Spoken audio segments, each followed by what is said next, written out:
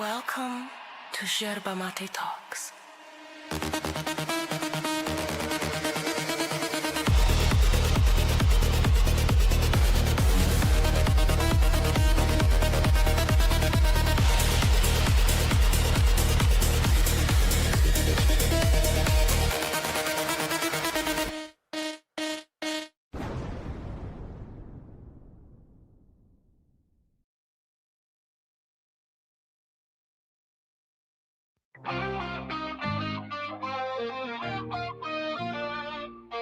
Use Witsit, Witsit, step into the mic, bro. Talking flat earth, get ready for the hype, bro. Aced algebra in school, honors too, bro. Gravity's a lie, yeah, I'm in the zone, bro. Electrostatics, that's the real deal, bro. They say the earth's a globe, but that ain't right, bro. I'm the best flat earth debater, bro. Humbly, opposition ain't on my level, so, but let's not get too technical, bro. This is so funny, you're getting crushed, bro. I'm schooling you, bro. You are literally losing the debate, bro. You are so out of your league, bro. This is so funny, you're getting crushed, bro. I'm schooling you, bro. You are literally losing the debate, bro. You are so out of your league, bro. Our model, though not defined in full, bro, is superior. Your model's falsified, bro. Van de Graaff generator, electrostatics a maze, bro. May objects change weight, just a phase, bro. 100 volt per meter electric field, you know, bro. Flipped it with 400,000 volts, whoa. Small disc loaded, defying gravity like totally, bro. Next I'll rub a cat to a brick the show, bro. This is so funny, you're getting crushed, bro. I'm schooling you, bro. You are literally losing the debate, bro. You are so out of your league, bro. So out of your league, bro. This is so funny, you're getting crushed, bro. I'm schooling you, So bro. crushed! You are literally losing the debate, bro. You are so out of your league, bro. Way out of your league, bro. Tuning Globers, you can't deny, bro. Witsit gets it's here to testify, bro. Most times I don't remember you exist, yo. I'm the flat earth king, you better believe it's so. Moon phases are like a magnetic cycle, bro. Center of a ferrous cell, image magnets glow, bro. Charge up and down, etherically displaced. Your kinematic equivalence explains it all somehow, bro. It might sound tough, but let's skip details, yo. You might believe I have an amplitude for math, ho. It's all just a lot of salad in my words, yo. This is so funny, you're getting crushed, bro. I'm schooling you, bro. You are literally losing the debate, bro. You are so out of your league, bro. This is so funny, you're getting crushed, bro. I'm schooling you, bro. You are literally losing the debate, bro. You are so out of your league, bro. What happened is they brought in Einstein to totally save the physics redefined, to flip physics all on its head, bro, to keep Earth moving around the sun, you know. And in the magnetic tourist field, I say the path of planets fits perfectly. This is so funny, you're getting crushed, bro. I'm schooling you, bro. You are literally losing the debate, bro. You are so out of your league, bro. This is so funny, you're getting crushed, bro. I'm schooling you, bro. You are literally losing the debate, bro. You are so out of your league, bro. If this debate was a rap battle, I would have totally won, bro. Woo-hoo-hoo!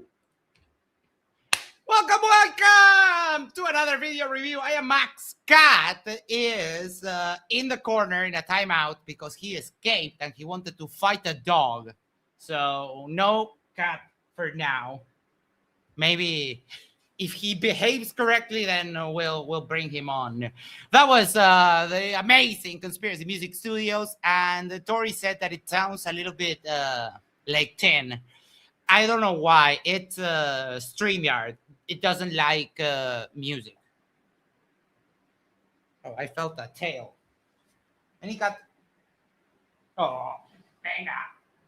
Ah, here we have him. I am Mac. This is El Gato. All right. So, today, what do we have? We have...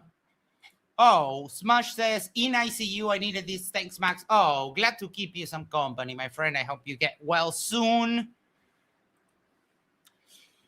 Today, I've been saving this video for the longest time. This is Witsit in March, talking to someone about how it doesn't matter that he went to Antarctica and saw the 24-hour sun. The Earth is still flat. And then they talk a little bit about Aether, Derpology, and so on. But the reason why I decided to choose this video no evidence. It's like, see, I told is that Witsit is wearing one of his absolutely fantastic blouses. And yeah, he looks so pretty. So let me get you guys the link. If anyone wants to come hang out, you are free to do so. There we go, pinned. All right, let's freaking go. Boom. There we go.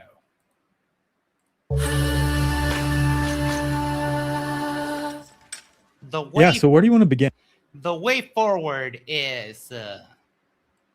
where do you want to start? Like TFE stuff? Yeah, we can. Let's go there. I mean, I basically dipped out a while since then, right? So, I mean, yeah.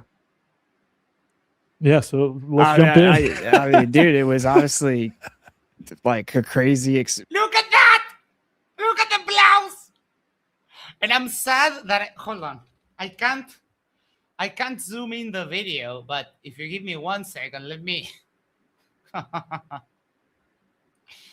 let me take a screenshot. There we go. And let me share this now, because I really need you guys to appreciate this. Who the hell wears that? Why?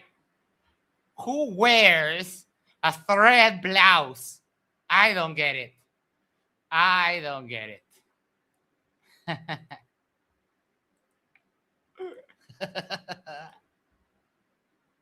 All right.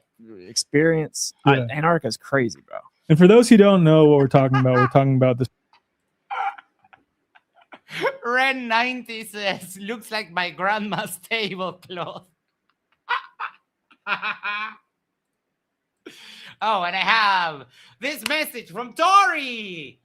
Been a member for 6 months. Oh my God, that's halfway around the globe, around the sun. Sorry. Holy potato, has it been this long? Yes. And Witsit hasn't made any content whatsoever since then, and I miss him because I don't know if you guys know that Witsit is my spirit animal. So yeah, I missed Witsit, so we're going to review the so-called final experiment, which is a total misnomer, by the way. Right. But, yeah. Not an experiment, not the final. Oh, right off the start, hit that copium into your veins. Like, yeah, the Earth is still flat. About it, etc. Can you describe what it was, like what the whole premise was? Yeah. Basically, the idea was that if we see a 24-hour sun, the Earth is a globe. Yep. Or, I mean, if you want to do it the other way, if we see a 24-hour sun, the Earth definitely can't be flat. We saw the 24-hour sun. Therefore, the Earth is not flat, at the very least. And because it's a kind of a true dichotomy, either it's flat or it's a globe. I mean, no one would ever give even credence to concave Earth or to hollow Earth or whatever, right? And yeah. Oh, Dickless. Feel free to time him out to your heart's content. You haters wear shirts with pictures of strange men taken from the internet and still going to criticize what others wear. You haters messed right up. Oh, I love it. Like, okay, let me grant it to you that we are all messed up. How messed up are you that you literally have no friends and you come hang out here with us so that we can dunk on your silly, your silly ass over and over and over? And let me remind you, dumbass, you lost a debate to me while I was drunk. That means that your IQ is less than me while drunk. Imagine that. And of course, in a second language and so on. So, Dickless, Get the fuck out of here. No one likes you. No one. Because obviously you have like the symmetrical aspect of a sphere, right? So you have the 24-hour sun in the north, midnight, and so if we see it in the south, then it has to be a ball. That's what they say. Yeah, just affirming the consequent. Like, Right. Nope. Wait. We need. Hold on. We need a couple of things. We need the. Shit. I need to. Hold on. We're going to be without background for just a second because I need to open my counter software. I forgot. I'm sorry. I'm a noob. And now we open OBS.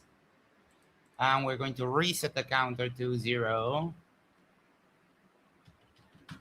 Boom, boom, boom, boom, boom. 5, 4, 3, 2, 1, 0. Perfect. All right. Virtual camera counter. And today we are counting bros.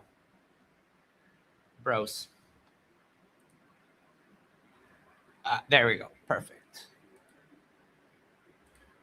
That's exactly right. Like if X. Witsit. That's just about the main experiment. But what about all of the other experiments that happened on the way to Punta Arenas and on the way back, and while in Punta Arenas measuring the lines of longitude and the South Celestial Pole and what do you call it? What's his name? Critical Things, flight from Sydney to Santiago. What about all of that, Witsit? Where is the affirming the consequent in all of that, dummy? And Y, whatever. Yeah. If P then Q, so we saw the sun, Earth must be a globe. Yep. But I wanted to know if it was there. It is, and the Earth is a globe, and you're dumb. And like, how many people go to Antarctica? Right. So I was like, yeah, you know, if you're gonna spend $40K to send me there, I'll go there. Like, why not? It was crazy, bro. It was so beautiful. I would go again 1,000 times. I wouldn't actually go again. You know what I'm saying? I'm just saying I would have done it again. I would. Yeah. Oh. Yeah, he caught himself because he said repeatedly that he was miserable and yada yada.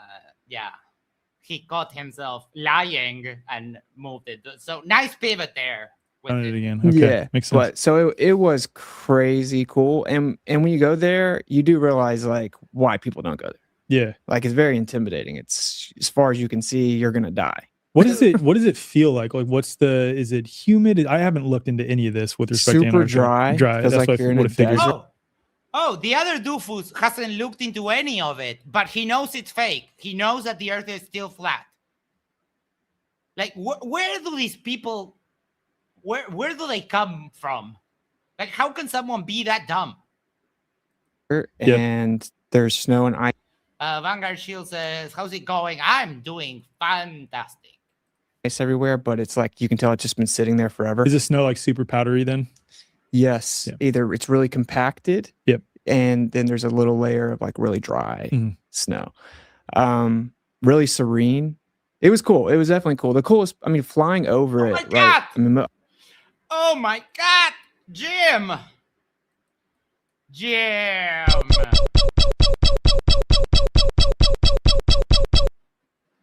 Thank you so much, Jim. Gave us 20 Yerba Mate Talks memberships, and they went to Probing Time, Spooky Beth Hair, Isa Kabir, Ryan Murphy, from Bumbly, The Raging Tomato, Wolf Tamoan, NHS Barman, Beth Honkanen, Peter's name I can never pronounce. It has way too many consonants. Peter Wiosanski, Lindsay Bow, Mike Gurney, Paul Schober, Willie 480 Abel, David George, Dib, Rocket Shepherd, Tim Davidson, 78 Mitsu, and Craig Poole. You can all thank GM for gifting you a membership to the best emojis out on the internet. And of course, that is all David. So thank you both so much. Oh, I see Spin when he posts that is because he wants Pac-Man, waka waka waka waka. I got you.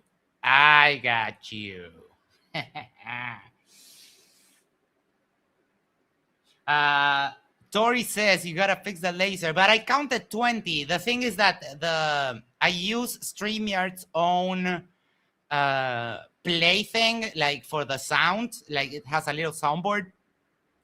But I don't know if it takes time in loading the file that it usually cuts off the beginning. For example, this one is inherently apparent due to perception. But the file actually has here where Witsit says the horizon, but it always cuts it off. So I mean, maybe I need to give it a couple more seconds at the start. A lot of people were crying. Like, it's that pretty. Really? Yeah. Dude, that's pretty amazing. Wow. Yeah. One thing on your travels there, and we're going to get into all the claims coming from both the mainstream side and also the so-called truth community as well. But one of the things that I've... Wait. Did the dumbass really say that?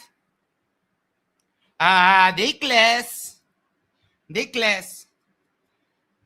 I've challenged you to take an English test and you literally shit your pants. You're running away from having a test in your native language. You're running away from a filthy third world foreigner. Let that sink in.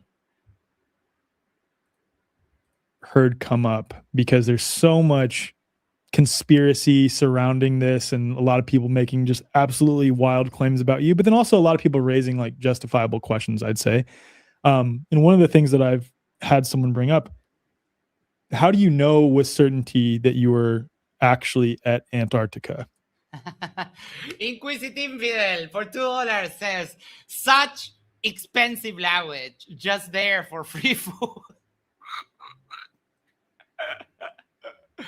Wait, hold on, because I need to find out. I need to see Dickless actually saying this. Give me 1 second.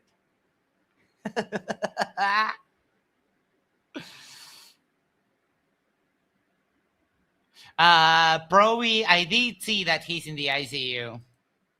Okay, this is the first one. Let me see where else the Dickless. If you got it, maybe if you got it too quickly, it doesn't show up. So when Dick says something dumb, give it like count to 5. Here I found it. No, that's the old one. Did he say it that here or was it somewhere else? Because I don't see it. Well, never mind. If someone can take a screenshot or something, I would love to have that. Jim Daniels for $5. Dick Wayne's quote of the day. The Wesleys think they're so smart, yet they constantly ask for everything to be explained to them. Strange science. Here we go. I missed Vicky's post. Fluent is my level. My vocabulary is far superior to all of you haters. No fucking way. No. Dick, I will literally stop doing this and we can take a head-to-head test, CPE level, and I will embarrass you in your native language. So get back in your little corner, you dummy. I know that's like crazy to even consider that, but yeah, dude, maybe I'll link some of them in the show notes for those who are unfamiliar with this entire thing. There are a lot of people out there that are like coming up with just wild accusations towards Austin, saying he's a shill now because he is simply just telling the truth of his experience, as far as I'm concerned. But also coming up with just a variety of alternative explanations, because whether they're like strict biblical cosmologists, and I would say that's largely the crowd, right? That is throwing claims at you. Yeah. Okay, so let's say strict biblical cosmologists, and like setting aside conversations surrounding what the Bible actually says about this realm. That's a whole separate discussion. It's what these people believe. They believe with a certain level of certainty that the Bible says, and because they're idiots, and because they take a book that's not about science, and they make claims with it, which are factually incorrect. And I mean, it's not the only false claim that the Bible makes. It's full of those. Austin directly experienced, witnessed a 24-hour sun while in Antarctica, which also does not prove the globe, as we've said. Oh, but didn't you just say that you didn't look into this at all? So you're dismissing it out of hand, right? Just preemptively dismissing it. Huh. What a weird thing to do. It's almost like you have a pre-selected conclusion and nothing will ever move you away from that. Huh. Said before, as I said on the... Oh, Dickless says that no one runs away from me except for him when he literally just ran away from my challenge. Dick, I will stop doing this and we can do the English test head to head right now. Right fucking now. So who's the pussy ass bitch? Conversation with Mark Gober. Because of that, though, it flies in the face of their preconceived ideas. So they're throwing up all these claims at you and then also coming up with alternative explanations to... Inquisitive Infidel for $5. Thank you so much. Dick's employment of vocabulary is indicative of a lack of cognitive complexity. Oh boy, it is. I have a very wide range of vocabulary. So I'm pretty sure that he knows less words than I do.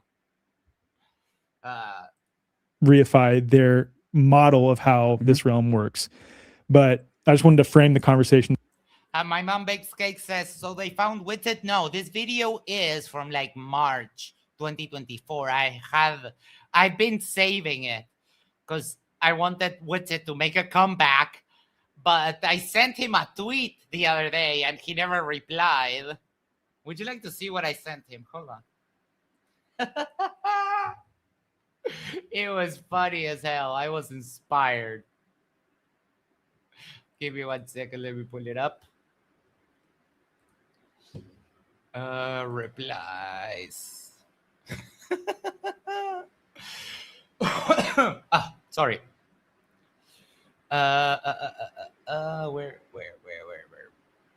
Where is? Here. Here we go. Let me copy that over here.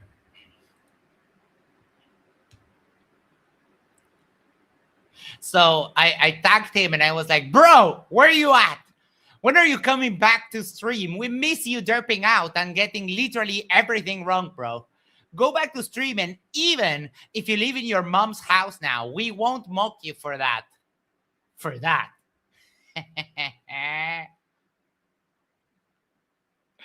So, yeah, Witsit, I miss you, bro. Come back. Come back. Before we get into this. So how do you know for sure that you were in Antarctica? Well, I guess technically I don't, right? Mm-hmm. So we were in Punta Arenas, and I mean, how'd I know I was there? I walked around Punta Arenas, right? I mean, we were there, and then we flew over the ocean for 4 hours and hit a huge landmass of ice. All the compasses said we were going south the whole time. Because someone brought up to me like, well, you can interfere with the magnets and compasses with certain devices. Oh, for fuck's sake. Yes, you can interfere with the magnet. But let me tell you, this happened in December. So last month, right? Now, in December from Punta Arenas, let's see, map. World map. World map. Okay. So here we are, right? We're down here.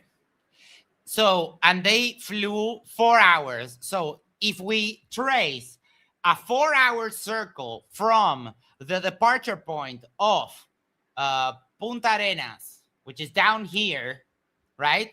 It would be a circle like this. There is literally nowhere. Oh, shit, this one. There is literally nowhere in all of South America that you could get anything remotely close to what happened, like to what happens in Antarctica. Remember that it's summer in December here. So there's no snow. The only place that has snow are some of the peak of the top of the Andes. So they couldn't have been anywhere else. And if you say, oh, they went to the north, they would have to fly north, number one. And also the north is in 24-hour darkness. And everyone knows that. It has never been a contention.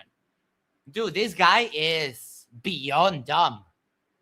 And things like this too. Sure, I guess. I mean, I don't know. I don't know where they would have taken us. That 33,000 subs he has.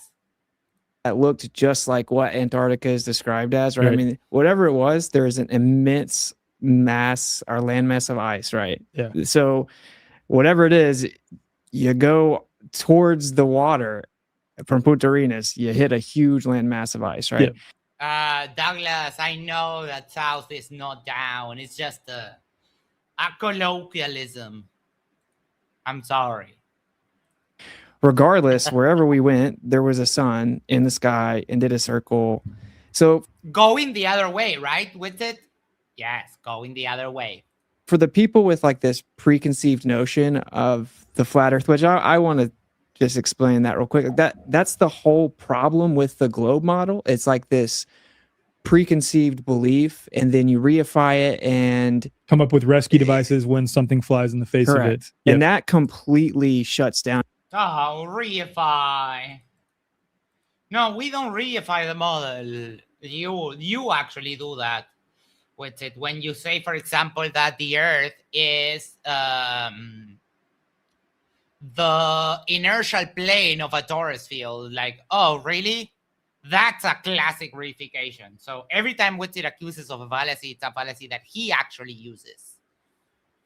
On your ability to have any intellectual growth or figure anything out. It's like the death of knowledge. Dogma is the death of knowledge, right?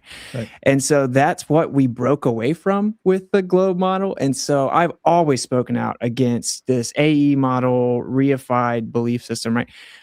Which if you don't know, reify, you know, but reification is just taking a concept and treating it as if it's real, right? Yeah. Taking something that's abstract and still unproven and speaking about it and assigning characteristics to it as if it's a real concrete thing. Exactly. Yeah. Giving it concreteness, also called the concreteness fallacy. So what's so crazy about that is they don't see the irony, I guess. But I'm saying it to say with the 24-hour sun, wherever we went, it goes in the face of that reified model, right? It's not reified, dummy. I mean, as in the depiction of that, the sun doing a circle over top of that, like reified flat Earth. So it really doesn't matter. Oh, so you're the one that reifies. Oh, how quickly the tables have turned. If I was in Antarctica or not, the people that are coming up with that. March Cygnus. Opposition to the trip. It's still the conclusion still hurts their assumption, if that makes sense. I don't know. Anyway, I think we were in Antarctica, right? Like, I don't know where else there would be a map. I think so too. Yeah, I mean, I think it's a wild conclusion to come to, and of course, like, I'm open to all possibilities. I always am, but I just don't. Except for looking at the evidence that they brought from the trip, right, buddy? Right. I don't get the sense, given that so many other people have been in that same place. They have a freaking marathon, from my understanding, once a year that is at that exact same place, that in every single instance, it's someone messing with the magnets on a compass in order to take you to a place that's somewhere else, that's another landmass that's full of ice, you know? Right. And which there is none. Dummies. Known Antarctica is there for a long time. It's been documented for a long time. People have gone there for a long time. The question is, what is it really, and what are they hiding? What is it really? It's ice! What do you mean, what is it really? Gary is, no, this is back in May 2025, sorry. Hiding there. Obviously, we know the government got obsessed with it.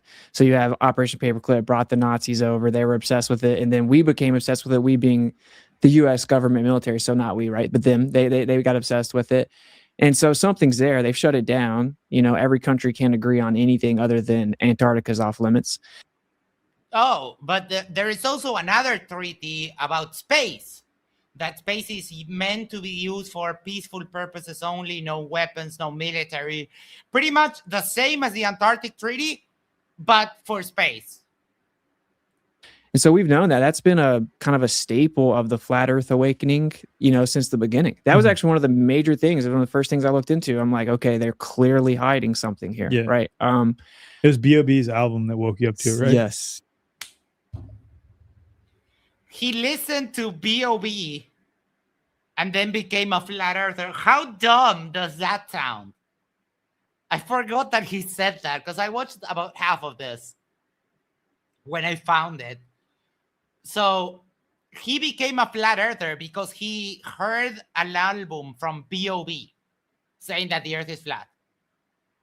How? How? Citizen 9 says, thanks, B.O.B. Yes, because I had already listened to all of his elements. So then all of a sudden he said the earth was flat. And I'm like, bro, you're making me look crazy right now. Because I told all my friends to listen to it, he dropped so much truth in some of the other. He was right about everything he had said. Yeah. So I was like, no, he wasn't. You won't listen. Mostly because the earth is not flat with it. To me, I'm like the buzzkill guy, I guess. So listen to this song, right? It's like a banger. So what are you going to, And then they're like, oh, you hear what your boy's saying now? Yeah. And then I looked into it, man. Yeah. I mean, I've said a story a lot, right? But for me, I'm like, either there's thousands of pictures of the earth or they're lying about something, right? Yeah. I mean, so I just went and looked it up and there wasn't. I mean, 2015, 16, there was not even claimed to be pictures. Is that when you got your start with this whole thing? Yeah. 2016, right when that came out. That's how I heard about the idea. I didn't even know what it meant. Like, what does flat earth even mean? I didn't even know what it meant, but yeah. And then I came into the, contact with the ether basically. And then I just like, yeah, he started huffing ether.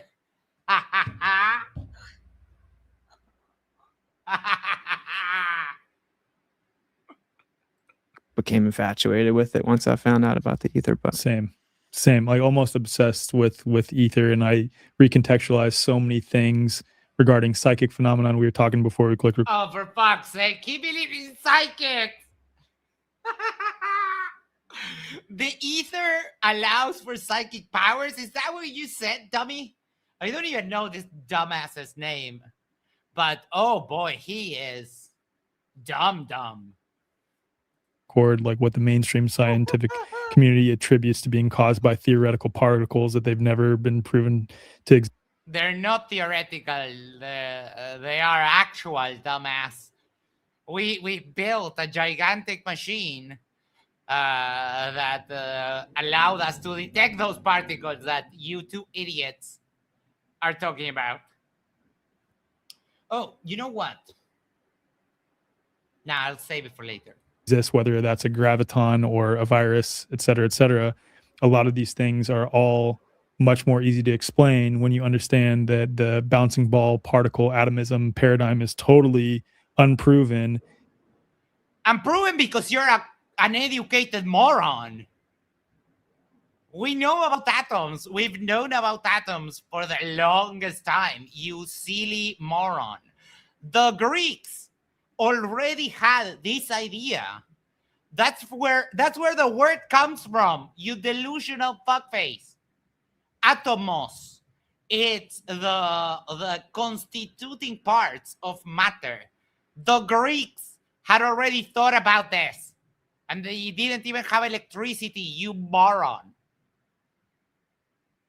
And you bring ether back into the picture, it makes sense out of all that. And I want to talk about ether cosmology, like for sure. I think I want to. You mispronounced derpology there, mate. Make that the focus of the entire. Hold on, let me make this faster because this is painful. Second half of the conversation, but I want to talk about TFE first for sure. Okay, so that addresses that regarding whether you were in Antarctica. That's sufficient to me. Dick, would you like me? You know what? I will enable subtitles, and then Dick will go to sleep, and he will stop bothering us.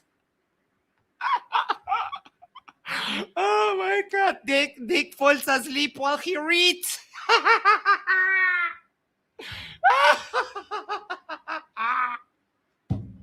I think that you're. Yeah, it's a bit fast. All right, let's do 125. If you want a co-host for this, let me know. I've got a 5-hour drive ahead of me and nothing else to do. If you want, the link is pinned. If you want to click the link and come on, you're always more than welcome. When the link is posted, it means that anyone is welcome to just click it and come on. Yeah, you don't have to ask for permission. Just come aboard. Probably in Antarctica. As much as I could have ever verified it, right? Right. Yeah. Right. Now, there's a couple of things that people have brought up, and you've addressed it before, and you had that, I guess you could call it a debate that was moderated by Dave Weiss. Shout out to Dave Weiss.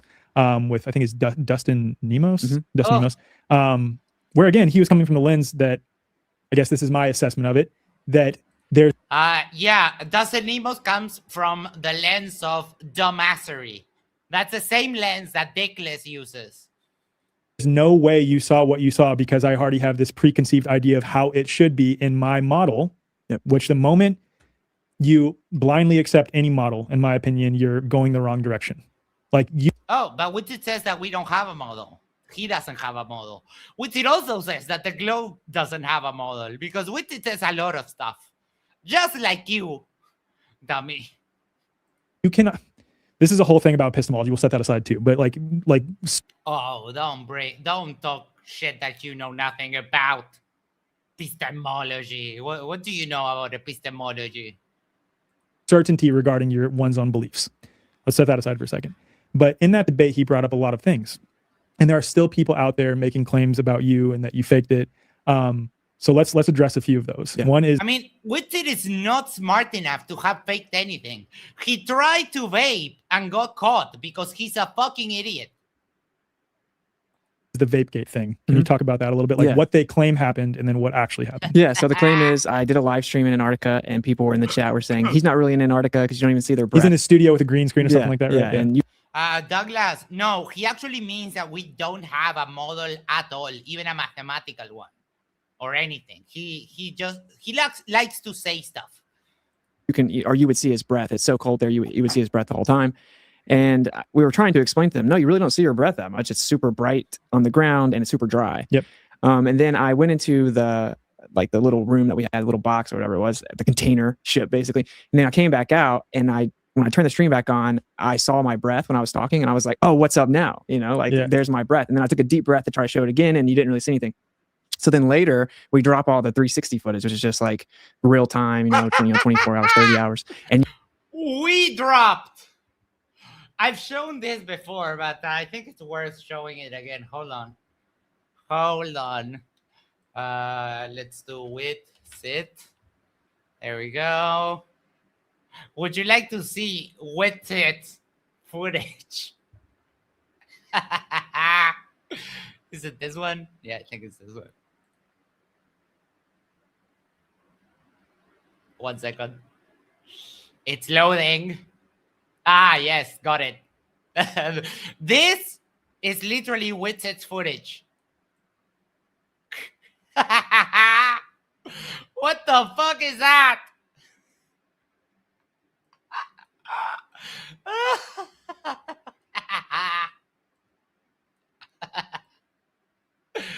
Oh boy. What the fuck? He couldn't even render the video correctly.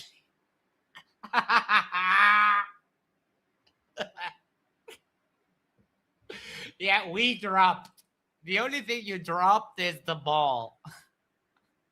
And you see me like hitting a vape. Mm-hmm. And so they said, oh, he faked his breath with the vape to convince us he was in Antarctica. Right. And like just on its face, it's retarded because like, okay, then why would we show you? Like, why would we show you the behind the scenes where you see me hit a vape? Right. Mm-hmm. But I just found a vape in one of my old bags and I hit a vape up there, but it had nothing to do with me faking my breath. Right. I was intentionally trying to keep the vape as far away from the stream as possible. I've never wanted to like hit a vape on the stream. And then people started taking it and chopping it up out of sequence to make it look like I actually hit the vape, stood up, and then exhaled on the camera when I didn't. So it was a whole thing. It was like hours and hours of me answering these questions on Discord and all this. But when someone makes up their mind, I guess whatever it is. So people act like that was. You still see people running around saying stuff too, no matter how many times you've addressed it. Yeah, right? So I just stopped. Yeah, so, but there's like no point. Yeah, exactly. It was like. I mean, don't get me wrong. I do have to sympathize just a little bit with him just getting like absolutely railroaded by the idiot flat earthers, because he's like, yeah, we don't believe you, it was fake and NASA and you got paid and yada yada yada. That's fine, but it's such a sweet irony that the same bullshit he pulls with everything else, the moon landings, atoms, anything that he doesn't like is fake and gay. It is so poetic that he is actually experiencing this on the flesh. That was a smoking gun, right? And it's like, say I did fake my breath. That doesn't mean we weren't there anyway. Right. I just didn't. And you could look back and see live streams when people were in the shade, you see their breath the whole time. I did an Owen Benjamin live stream there, and you see my breath the whole time because I'm drinking like hot tea, and so there's a lot of moisture in my mouth. You're able to see it. When you take a deep breath there, it hurts. Like, it's that dry. Same thing when you go to any mountainous, snowy climate. Like, for example, my dad lives in Colorado, and I spend a lot of time there. And there are some times when it's a little bit more dry, and it tends to be more dry where he lives, where it's virtually impossible to see your breath no matter how cold it is. And then there are other times when it's a little bit more humid that it's much easier to see your breath, and it's going to vary depending on the conditions at that point in time. Exactly. Oh, Dickless, you're throwing a tantrum again. You are the one crying. We're just here having fun, laughing at the stupid. And here you are crying, literally crying. You're running away from my challenge. You run your filthy lying mouth, and yet you're cowering in fear of a filthy third world foreigner. My mom bakes cakes. How are you doing? High five.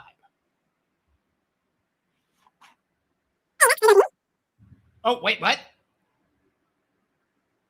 Can you give me a mic check? Oh, there's something extremely wrong. You sound like a chipmunk, really. That was funny. Is the interviewer also a flirt? Yes, and a very, very dumb one. He said not too long ago that he thought that the Aether explained the psychic phenomena for some reason. There we go. Let's try this again. Is that any better? Yes, sir. How you doing, my friend? High five. High five. Didn't Witsit go to Antarctica? I'm sure he did. He did, yes. And did he do any experiments while he was there? I'm sure he didn't. Well, no, he himself didn't. Everyone else did. He wanted to buy a gyro compass. Yeah, that's right. Yeah, and put him in his backpack and take it over. But yeah, no, his cameras didn't work. Nothing worked. And he complains about this in very low time. So I don't understand why he's being interviewed, and the interviewer is asking him, where did he go? What other continent could he have gone to? Nowhere. Literally nowhere. I showed the map. If you trace 4 hours from Punta Arenas, it's either the middle of the ocean or the middle of the summer in South America. So there's absolutely nowhere else they could have been. And this is the thing, like he went there and he's being interviewed by this bloke, and he's trying to deny the fact that he actually went there. It's like, that doesn't make any sense at all. Right? He's kind of trying to leave the door open because he's a fence sitter. He doesn't like that people don't like him. He wants to be cool with everyone, but it's like, yeah, with it, people hate you. Deal with it.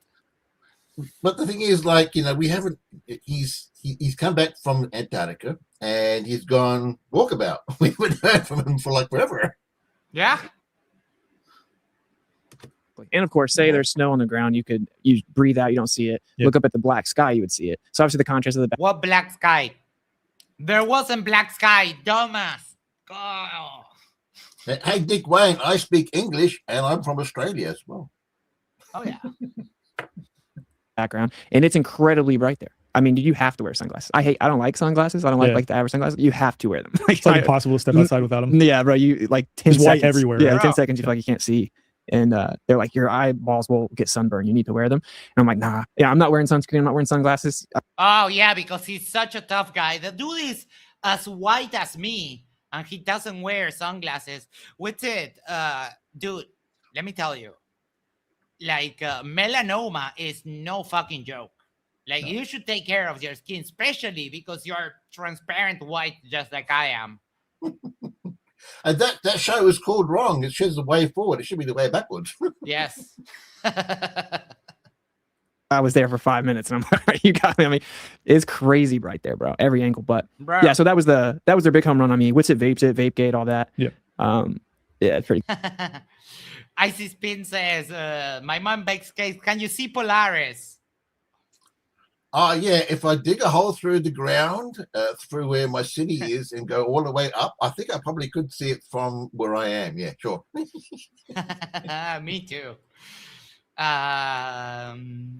Tay says he's white AF and also a redhead. From a fellow redhead, we burn easily. Oh, I get that. I'm blonde. And yeah, and it's like when you're super pale, there is like no trade-off. Like, because even if you think that the sunscreen is bad, burning yourself is just worse. And Fugazi says, my wife is ginger. Yeah, I mean, dude, it's not a controversial thing. If you're white, you should either be away from the sun, which is what I do, or if you're out in the sun, wear sunscreen. Maybe but the thing if is, you want, look for like one of those natural sunscreens, which there are available. But dude, like, this is not going to end well. Sorry, go ahead. The sun is only 3,000 miles away, so it's close and local. That's why it burns so much. Yeah. Yep. Goofy, but what about the Bootgate one too? Because that was another one that people. That one actually was weird. Like, so I put myself in the conspiracist lens, you know, like I don't know anything, and it is. Oh, who remembers the Masonic left boot ritual? Super weird that there was just this one random right boot, and someone found in Masonic literature that is a actual ritual they do. Like, no way. Yeah. So it was really weird, right? Like if you were putting yourself in the mind of someone who's like very skeptical about the entire trip and stuff, you could see where they might think exactly. Yeah. And then it actually made me step back and look at a bunch of my beliefs, and I'm like, I want to make sure I'm not doing that, right? But anyway, he had put a bunch of batteries and stuff inside the boot. They were really insulated. They were boots they gave us that keep your foot warm, and he didn't want his batteries to freeze, right? Like the life of the batteries. Who's he referring to? Dave McKeegan. Okay. Dave McKeegan, right? And he's like a professional photographer, and he does YouTube as well. And so he had all kinds of equipment, which is another thing. They kind of like finessed us, the flat earthers, right? They told us we could only bring one bag, and we had like... I mean, the people who are... we got Vanguard there. Welcome. Hello, sorry. Hello, everybody. Sorry for some background noise. I am driving right now, so no problem. No, it's not that bad. When he says one bag, do we include Witsit as the bag itself?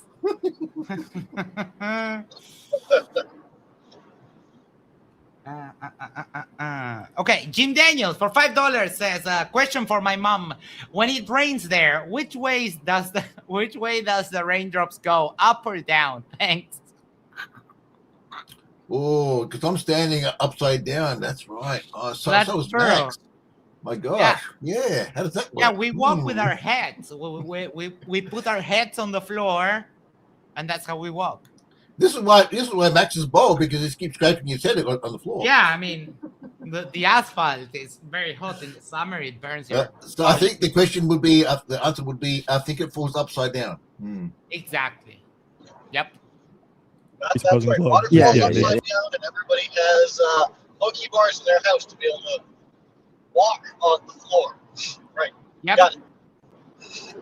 Indeed. Let me bump your volume a little bit. That's you guys. Yeah, because they told us we had a checklist. You had to bring certain clothes. You pack all that in there. You barely can even fit it in the one bag we're allowed to bring. And then we get there, and then the globe side, or whatever, they have tons of bags, tons of equipment. So anyway, so he put a bunch. Oh, gee, I wonder why. Mostly because all the globe people are serious people that went there to actually squeeze the most out of the trip. With it, you went without sleeping the day before. You barely slept and got drunk pretty much every day in Punta Arenas. You had no equipment, you had no cameras, you had nothing. Yeah, serious people went prepared. You doofus thought that you would just go and say, "Oh yeah, I saw the 24-hour sun," and that would be the end of it. So didn't he have months to prepare before he went? Yes, he went without sleeping because he said that he wanted to sleep on the plane, and then when he couldn't sleep on the plane, and then in Punta Arenas they stayed up until very late every day. So yeah, he was like, "Oh, I'm so tired. I barely slept." He's like, "It was by your own choice, dumbass." And you recall the I think it was the month prior before they went. I mean, the trying to get him to go was like pulling a nail out of a tooth or something like that. It was so freaking hard. All the Glovers, they tested all of their equipment, made sure that they worked in freezers, made sure that whatever tech that they're taking does what it's supposed to. What does he do? Just show up and look at the sun. Congratulations. Can observe things. Exactly. Logic, yes. He wanted to buy a gyro compass and take it. Hey, yo, Sunflower. The batteries in there to keep them warm, and then someone looks at the footage and sees this one little random right boot, and then finds in this like Masonic handbook that's a ritual, and they're like, "Look, he's doing the Masonic ritual right in front of your face." Oh my god! Yeah, and saying that you were. Yeah, well, that he was. David yeah. Okay, but then by virtue of you being there, you were also participating in it too. Type of stuff. Yeah, that makes sense. It doesn't make sense. I don't think that is what occurred whatsoever. But I could see where, like, Guy, you said that you didn't watch any of it, so how the fuck do you know? Oh my god, the contradictions in these morons. Using a spare boot is such the worst conspiracy you could ever have. Yeah. No, that it's like completely dumb as fuck. Well, Vanguard, we know where we can put the boot, though, can't we? Yep. Remember that episode? I think the Simpsons go to Australia and they want to punish Bart by having him kicked with a massive boot. Yep. And I think they also put the toilet going backwards as well. Yep. Might be like, oh, that's a little bit fishy. I think the other thing though with the boot, correct me if I'm wrong on that, is someone was saying, well, in some spots you could see. Sunflower says, "I'm sorry for all the times I've been rude and disruptive. I'll try to never do that again." Okay. We'll see. Footprints in the snow. In some spots there was no footprints despite people continually walking on that spot. Therefore, that is evidence that they're in a studio and they're using a green screen for the spots with actual snow or something like that, right? Yeah. Right, because it wouldn't be possible for them in a studio to get artificial snow. We don't have the machines that are snow blowers that literally are used in ski resorts to complement natural snow. That doesn't exist. Okay, sure. I'm sure they're going to Zambezi down there somewhere. Yeah, it's pretty clear they've never been to a ski hill right after they've plowed the hill and made it all nice and compact because your boots don't show up. Yeah, I mean, the guy said that he goes to the host said he goes to his father's house in Colorado.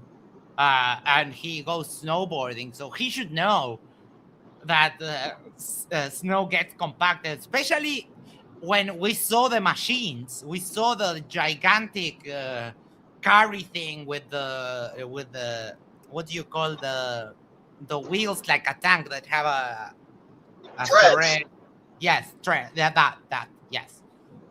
So many gates, right? So I mean, footprint gate, boot gate. Yeah, there's that you can't see our footprints, so we're not actually there. Which is like, if you're gonna fake it, wouldn't you make it where you could have snow that you see? I don't even understand. But when you're there, you don't see your footprint a lot because the snow is all really compacted. Yeah, I mean, you do kind of in person, but like on the camera, you can't really see it unless you walk where it's looser or it doesn't snow. It's a desert, so it's not like it recently snowed. You wake up and there's a bunch of fresh snow there. It's just been there forever, right? Yeah. It's like an inch a year or something crazy like that. Isn't it? I remember you saying on one of the streams that I watched you on that it snows quite a bit on the mountains in the background, and then it'll blow off of the mountains on the ground. Yep. Got it. Yeah, like, or that there is snow on the mountains, yeah, and then the wind will basically remove it or throw it onto the ground. That's like the only time you get fresh snow, really. I think it literally gets the least amount of precipitation in the world, according to, like, if you Google it, right? I mean, who knows? But yeah, it's a desert. It rains. It doesn't rain. It rarely snows. It doesn't pick up a lot of the moisture off the oceans because it's so freaking cold. Yeah, and it's super inland. So let's think about what is the cycle of water. We have liquid water, it evaporates, condenses, and it rains, and it goes all over again. Now, if you're like 400 miles inland in Antarctica, and it's always frozen, where do you get evaporation? Unless you get ocean clouds coming in 400 miles and then snowing. Like, none of this is so dumb. There was definitely no precipitation when I was there. So we started looking through all the footage of like marathon runners, and we were like, look, even the marathon runners aren't leaving footprints, right? You can just watch them all run there. And then sometimes you can see them, sometimes you can't. So, and then we dropped it's like 4K, 24 hours. What else do you watch? It's like interactive 360 video, 24, it was like really 30 hours of footage. It took me days to even like get it where we could try to get it on the internet. If anyone's ever that is huge file, bro, like over a terabyte. And yeah, you can zoom in HD, bro. And you can see, you do see footprints. It just depends on the angle, depends on where they're walking, whatever. Right. But yeah, so that was a big conspiracy that was very easy to debunk. Honestly, almost all of these were. And I will say, this is my biggest kind of gripe with it. I like people being critical. I don't think you should blind believe anything. Like, I get you didn't go there. That's all cool, right? Totally. But they don't realize that they're doing is they're inadvertently leading credence to the idea that it is very damning for flat Earth. Right? Because totally. It's like you're just in full blown panic. Like, you have to find a way that this didn't really happen. And so what an observer sees is like, oh, dude, this is a death blow to flat Earth, and that just isn't true. Right. So it's very annoying. That like that's the let's frame that in a different way, just for my sake. It's not necessarily death blow to what is, but it reifies the globe model. Let's put it that way. Yeah. Let's put the claims on them. Let's continue to put the claims on them. This is such a death blow in that this confirms the globe, which is not true.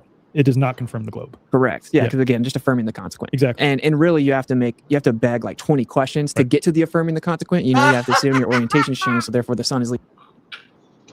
Oh my God, that hurts. No, you don't, Witsit, liar. It's number one, it's not a begging the question. It's just regular science, right? It's 900 million miles away, and that perspective's not changing the angle in which you would. And you don't have to beg any questions. You just have to plant the hypothesis. And if you want to think that, okay, we didn't prove that it's a globe, we just falsified flat Earth, then you can think about it like that. But Witsit, no, you're wrong. Like, completely wrong. Observing that means that there's a vacuum out there. Most of the experiments that they did when they went down there was, if we're at this location, what should the sun do? The sun should do X on a globe. We have no clue what it'll do on a flat Earth because it's supposed to set on a flat Earth and stay north of you the whole time. Okay, if we see it north of us, it's a flat Earth. If we see it anywhere other than north, it can't be a flat Earth. It also matches the predictions that we made for the globe. Therefore, we have evidence it's a globe. But Vanguard, you're forgetting that they had the sun simulator there, remember? Oh, floating on the balloon. Oh, yeah, the one that was on a helicopter, but it was also several hundred tons. So it would need several helicopters to carry it, and they never saw helicopters once, or saw helicopters taking off, or anything that could even lift something that big. Yeah. Vanguard, do you have the chance of maybe moving your phone a little bit closer to you? Because you sound a little bit far. A little bit far. Is this any better? A little bit. 1, 2, 3. Tester. Yeah. Yeah. Okay. We'll have to do with that. But yeah, it sounds. You sound just a little bit far. It's sometimes hard to make out. Sunflower says, this is really the stuff that made me not even want to be charitable to flat earthers. The fact that they can say this didn't even move the needle is so bad faith. Yep. Congratulations on realizing what everyone had realized way before. But yeah, you're 100% correct. that you could even see it from that far away. There's like 1,000 built-in reifications and assumptions to even beg the question enough to affirm the quantum. It's laughably fallacious. But I'm saying there are. Oh, like when you debated Jaren, that all you had to do is cry fallacy like a little bitch, right? I need to go to the toilet. I'll be right back. I'll let this play. The thing is, though, most people, when they hear about flat Earth, they are shown that physical depiction. All right, like, and people are just seeing a bunch of people that have told them about flat Earth, freaking out, saying this is fake. If they go look into it and see, oh, actually, all these gates are very easily explained and debunked, then they're like, oh, you guys just can't accept the truth for what it is because it goes against your bias, right? Like, and it was very frustrating because we really could have come back and just been like, let's take all the momentum of the conversation's on the table now, and let's actually explain the logic of the conversation, which is like empirical evidence, default position, etc. Right? And I just feel like a lot of people kind of drop the ball on that, but drop the ball. Good pun there. It's funny you say all that too, because first off, I'm in like full 100% agreement with you. When this whole so-called the final experiment occurred, a couple days later, maybe a day later, is when I interviewed Mark Gober for his book, An End to the Upside Down Cosmos. And that's exactly what we said to start the conversation. Like, hey, we know everyone's freaking out about what's going on with TFE right now, but ultimately, this is not proof of a globe whatsoever. Yes, it Again, is. in order to claim that... Oh my God, the copium. Dude, I should have invested in Copium Inc. back in December because holy shit. Oh my God. Sunflower says, I have a soft spot for underdogs in debate topics, but the flat Earth response to this trip was too much even for me. Yeah, dude, this is just pure copium. Like, they get proven wrong, and even though Witsit cannot explain how it could even work on a flat Earth, he has said that he's waiting for someone else to figure it out because he, in his 160 IQ, can't figure this shit out. I'm sure he said he was going to bring in some irrefutable evidence some time ago. I'm sure he said that. Oh, yeah. Definitely going to debunk the globe any day now. Just wait for it. Yeah. Any day. 10 years later, 11 years later, we're still waiting. Yep. If Witsit can't figure it out, and he is the smartest flat earther ever, I don't know who will. Nah, it's about Hakim, the smartest flat earther. Hakim, yeah. Or Iron Horse can maybe figure it out. No, guys, I got the best one. D-Bach. D-Bach can figure it out. D-Bach's got it. We got to do his one experiment, and that'll just prove the Earth is flat, right there. Okay.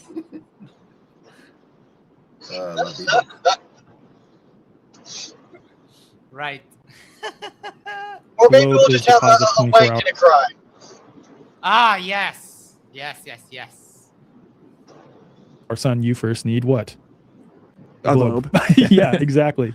You need X in order to prove that it causes Y. You can't point to Y and then say that is evidence of X. And you can bring up the whole classic example of like it's wet outside and raining, et cetera, et cetera. But I want to touch on a few more things with the final experiment and just the whole Antarctica thing, because I'm just like super curious with it. First off, are there any other things that people are saying out there that you want to address or anything like that? No, I mean, there's like 30 gates. I mean, you know, Dave Weiss actually debunked a bunch of them. Shout out to him, like the shadows, people, you know, it's based on the angle of the camera and then the light source, etc. No, I mean, Dave Weiss tried to help you out with it, but as soon as Dave Weiss saw that his derpy audience was turning on him for defending you, Dave Weiss threw you under the bus because he started talking about sun simulators and plasma lasers and whatever the fuck he could to try and walk it back with it. Dave Weiss is not your friend with it. Sorry. Oh, and also the background thing, the green screen, remember? Yeah. You proved that on your video, Max. I saw you do that when you translution yourself. That was freaking awesome. Remember, Toon was doing with Dick Wayne. Was doing a debate on some Discord, and there was a derpling saying that green screens don't work the way that they say they do. Right. Yes. And I was like, oh, so you say that if you push the green screen, like the button of the intensity, you're telling me that you can't remove other colors, because his problem was that the patch on Jonathan's jacket wasn't actually green. It was kind of like teal. And I made myself fully disappear. I made myself transparent and everything in between. And the guy was like, no, that's not how that works. That was funny as hell. It's very simple. The truth is, we went there. Yeah, that was incredible. I have been waiting to do that. Well, he just said they went there. Where'd they go to? Antarctica. But we didn't go there. So where did they go then? Greenland? Yep, maybe. That's why they want to colonize it. Blackburn, this is from May 2025. I've been saving this for a while. Sky, and it did a circle around our head, and it didn't go down. And you know, it is what it is. You know, like no one faked anything. I wasn't on their side. I don't like how they operate, meaning like the other people involved in the trip. Right. I went there kind of like for the team type of thing. And that's just the truth. I went there. I didn't really enjoy it. I didn't really sleep a lot. It wasn't great. You know what I'm saying? Looks like the subtitles actually worked. We sent Dickless to sleep, so I'm going to remove them now. How long were you there for again? So we were only in Antarctica. Ended up being like 3 days. Okay. We were supposed to be there a little bit longer, and then a storm was coming, and they said either you guys can rock out and maybe stay here for 5 to 7 more days, maybe 10 days, like through Christmas and everything. We're like, nah, we're good. You know, what are the people like that live there full time? Because there are people who live there full time, right? Well, during the season that they're there, yeah. All like Northern European just love the cold. Okay, I can see that. Yeah, come from like Greenland. Yeah. And they like a lot of them work in Alaska the other part of the year, so it's just they just like it. I mean, and then you talk to them, they have no expenses year round. You know, and they basically pocket, you know, like 80 to 100K a year. Mm-hmm. So was it pretty tightly controlled where you could and could not go? Oh, very tightly controlled. Yeah, because they're saying there's like crevasses everywhere, and if you walk outside of these little flags, you could fall in there and die. And I'm gonna say, or you can just freeze to death, or you like water and food and yada yada. Like, dude, you don't freely and privately explore the Sahara without preparation. You will. There's places in the world that you will die if you are not ready for that place. You can die in the middle of the jungle, in the Amazon, for example. Dude, there are many people that die in the middle of Canada because it's too cold. There's stories of people who are like, you're trying to get home, you end up like on a flat tire or something like that. Oh, I can see my house. It's just across this field. But it's like minus 20, minus 30, minus 40. So you bundle yourself up and you go walking across the field to get home, and you don't make it home because you die of hypothermia halfway through the field. Yeah.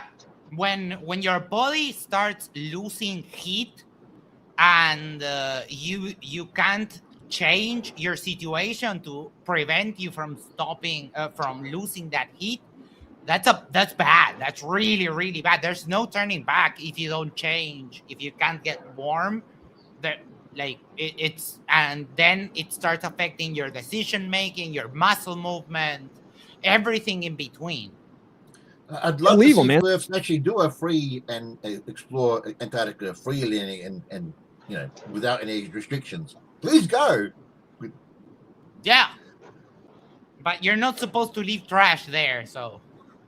You know, like I'm not walking around there. That would have been a wild decision. Plus especially if it's like hard to see already because everything's just so whitewashed. I mean, I snowboard quite a bit, and I know that effect is very real. Even if you have goggles on, sometimes just the white sort of blinds you and sort of drowns things out, and you struggle with like depth perception. So I could see if there actually is crevasses, like you might not want to fucking walk around. Exactly. Yeah. So they basically survey the ground, and then they say, okay, this place is safe, and they say, don't. Oh, look at the copium that this dumbass. Real question: why is the Hit Piece documentary taking so long to premiere?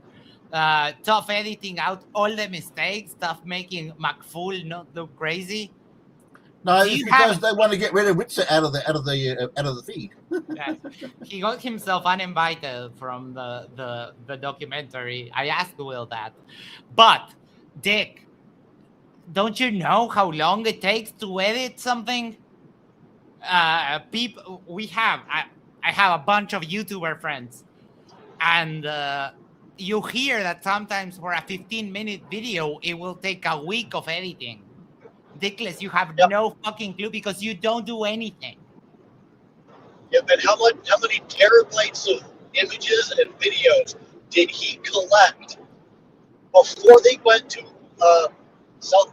before they went to Antarctica, and then while they were at Antarctica, and then when they got back? Because it's not like he stopped filming when they left Antarctica. He's going to keep going because there's extra stuff afterwards for him to film, right? Yep. And editing takes a long time. Anyone who knows a little bit about anything knows that. Walk outside of that. And that was a conspiracy too, right? And it's like, look, man, we're nowhere close to whatever is being hidden because we flew in here. And if I walk outside those flags, I'm not getting anywhere. Right. Like you could see, we flew in there, bro. What is hidden? There's nothing hidden, dummy. There's nothing hidden. Hidden behind what? Especially when they took that drone straight up in the air for, what was it, a mile? Yeah, a mile. Yep. A mile up, straight up, does a 360, and there's nothing. It's white on white and mountains. Yep. White plus terrain and... Sorry, go ahead. Oh, no, I'm good. Just white terrain and all good. Blackburn Big Dragon says, even if the documentary is fully edited, they have to sell it to a publisher or a streaming service to even get the thing to air. That process takes the longest. Yeah, of course. Of course. I mean, or shopping it around and yada, yada, yada. Yeah, it's... And Jonathan... Toon said that Jonathan was filming all the time. So Jonathan worked really hard on this. So there's probably tons of footage. And then you have to go through it, select it, put a timeline together, get a draft, start editing, yada, yada, yada. And he is doing it by himself. It's not a team. It's Jonathan alone. So... there's nothing for miles and miles and miles. Yeah. So if there is some like crazy stuff in Antarctica, obviously this government approved little location that there's a camp is not where it's at. Right. You know, but and it could be multifaceted. It could be that there are real crevasses, which is why they won't let you walk around. But it also could be that there's some shit that they don't want you to see, or they don't want you to discover some aspect that would lend credence one way or another. So they just don't let you go there. It's multifaceted. Right. Dumbasses. What can they be hiding under the ice? You can't build and you can't dig and build a city under the ice or build a base under the ice or whatever. Like, what the fuck could they be hiding?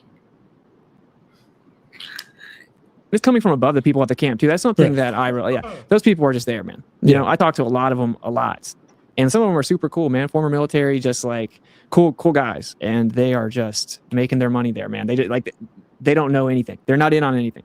You know, that's another conspiracy, was that all those people there were actors. I'm like, brother, I promise they're not actors. I talk to them a lot, you know? So yeah, I mean, I actually thought most of them were pretty cool, you know, and whatever limitations are on that place, it's coming from far above. And then I actually talked to the lady that the dinner before we went, the night before we went, I talked to the lady that is basically in charge of all of the expeditions or trips there. And there's only 3 places in all of Antarctica that they are allowed to bring people. And so I just started picking her brain, you know. Gee, I wonder why. Because it's the places where they have camps, where they have infrastructure, where they get the food, where they can get water and toilets and tents. And dispose of garbage, you know, by taking it back out again. But then, I mean, through ALE, you also have this guy. This guy crossed Antarctica on his own. Walking.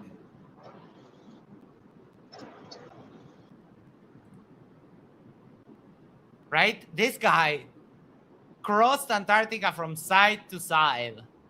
And also went to the South Pole and yada yada. So you can freely and privately explore. It would cost you a lot of money because the logistics, and they have to keep you alive, and they have to scout ahead of you. But I mean, you can. The problem is that all of you motherfuckers are broke. actually have that conversation recorded. I just think I'm supposed to. But anyway, yeah, when she was answering my questions, I realized like even she can't do anything. Like she's going to international organizations above her and having to get approved and spending hundreds of thousands of dollars, and they got the permit approval to then come ask on behalf of groups. So it's so much further above. Blackburn Big Dragon says, we tried building a military base under the ice. It was a disaster. It started sinking. It flooded. Look up Camp Century. Oh, yeah. And even if you look at, for example, the ice hotels and so on, they make them and then they have to remake them the next year because they don't. Ice is not the best thing for building, especially if you're inside. You're emanating body heat. That causes the things to melt and so on. So yeah, it's not as easy and straightforward as you think, building in the ice. That camp. Who actually runs Antarctica? I don't know. I know there's a treaty that's signed where basically all countries that on the surface seem to not be able to agree on literally anything, all unanimously agree on how to handle Antarctica, which is super interesting. Yeah. It's like that and then Israel are the two things that everyone is unanimously agreeing on, which is so funny. But maybe Israel. Maybe Israel. Israel. Of course, the anti-Semitism from Witsit. When he can't help himself. Get the Jew in there because they're just that type of people. Oh yeah. There's countries. They got Australia. They've got the United States in the center. They've got other countries. Well, it's a freaking big place, Antarctica. Yeah. Uruguay has a permanent base in Antarctica. Oh, cool. That's another thing. Maybe we can talk about that. I'm sorry? I didn't know that you guys had a permanent base in Antarctica. That's cool. Yep. The Artigas base. It's actually in Greenland. Base Artigas, Antártida. Here, let me show you. Yeah. Look at that. Oh my God, that is... let me just tell you this. Out of all of the flags in the world that have a sun, the Uruguay sun is just the best. Looks great. Yes. So Max, you're doing actual research, correct? Yeah. And the guy who's talking to Witsit hasn't done any. Nothing. Nothing at all.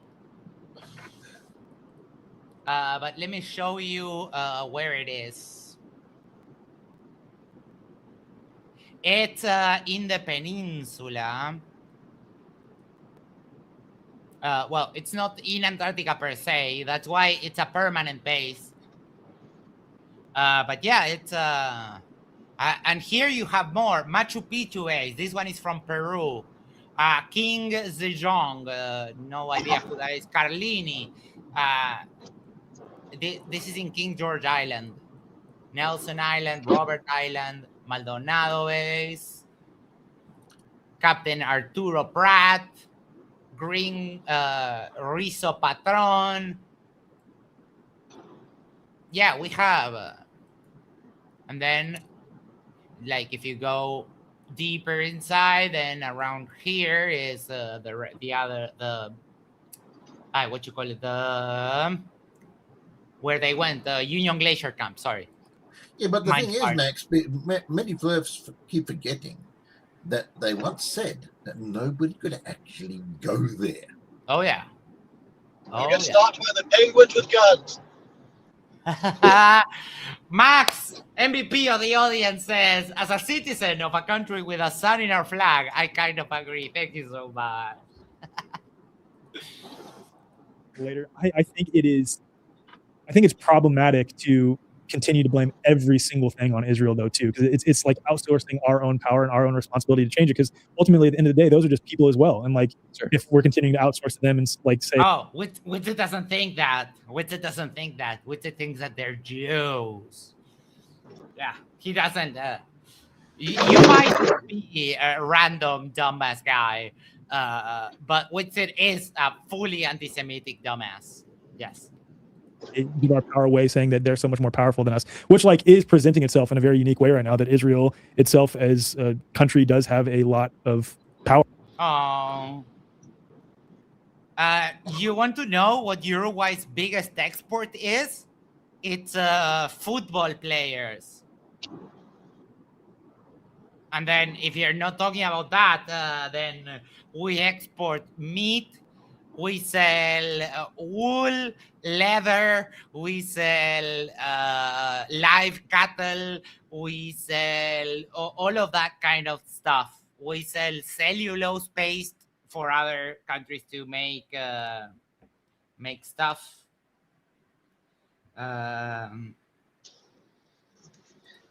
Patricio says, long time no see. Hello. I've been complicated. Oh, I'm sorry. There's a Uruguayan fleet who claims there's a hidden civilization, UFOs, and all the socks lost in laundry.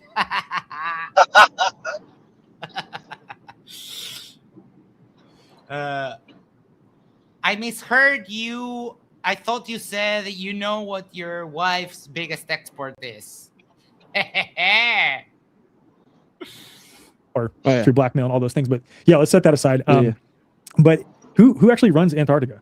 Yeah, I don't really know. I forgot the name even of the organizations. I know there are like 3 or 4 that she named. I don't remember the acronyms. International organizations that I guess you would say run it, right? I mean, they approve anything that goes on there. Like you can't do it. So I don't know. Who really enforces it? That's a great question, right? I mean, Reese, will you look it up? Will you look up who runs Antarctica? Thank you. Because I actually don't know the answer to that. Yeah, I mean, she named a few international. It's there's a couple of commercial companies that have been granted permission by the core members of the Antarctic Treaty, and they delegate the administrative tasks to the companies because they are the ones that actually take people. So there's ALE and there's a couple of other logistics companies. There's one in South Africa, there's another one in Australia, and so on. But it's not that they run Antarctica. The treaty members run Antarctica. They just delegate the administrative tasks to the logistics company, which makes sense at all. They're the ones with boots on the ground. Yeah. Remember the name of them, but because I'm thinking like, how do they really enforce it? But see, this is the thing where I'll tell you this: the way I view Antarctica now and then before and now is very different. Yeah, you don't have to have people enforcing anything, bro. You're not going there and exploring. You are going to have to be very prepared. Yeah, and you're gonna have to know. Well, duh. Witsit, to run the 100-meter dash, you also have to be very prepared. It's almost like you can't just half-ass anything in the world. Your philosophy is just dumbassery. Where everything is already. And then how are you going to do that? How are you going to know where everything is? So they don't have to have some like crazy military presence there monitoring the shore or anything, which I kind of always just so desolate. Yeah, mostly because you either go by plane or you need to take an icebreaker ship. You can't just hop on a little sailboat and go to Antarctica. You will not make it. And dangerous already that like no one in their right mind would ever. Yeah, and it's such a vast expanse. It's it's would be an insurmountable task. I mean, if you had an airship.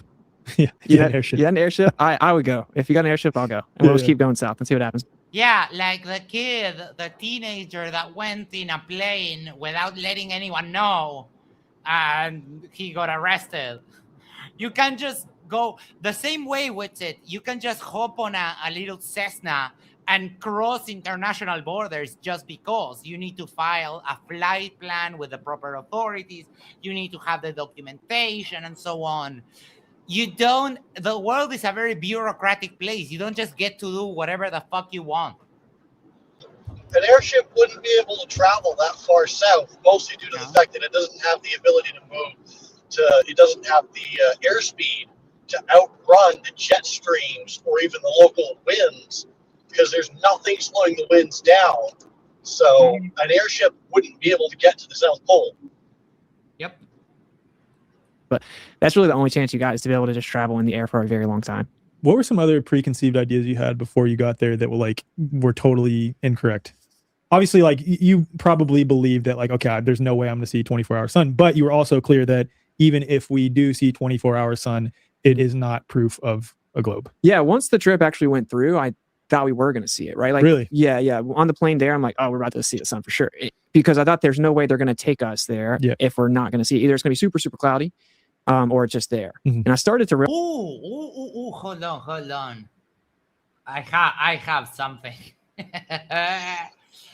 Wait, let me go here. Would you like to know what Witsit said in the stream that he did right before he got on the plane to go to Antarctica? Oh, yes, please. More. Give me 1 second. More word salad.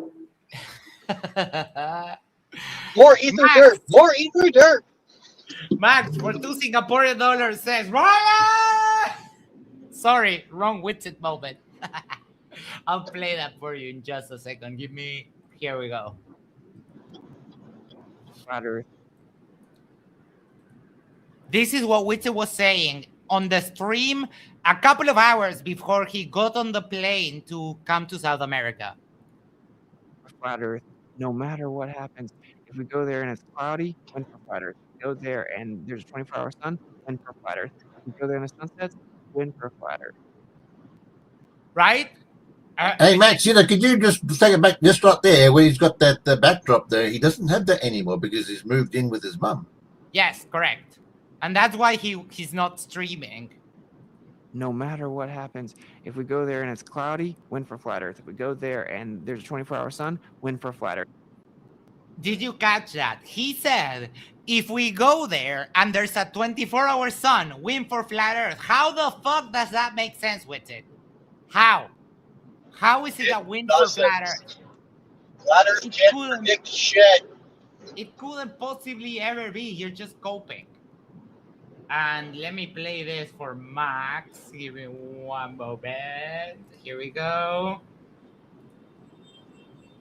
Copy.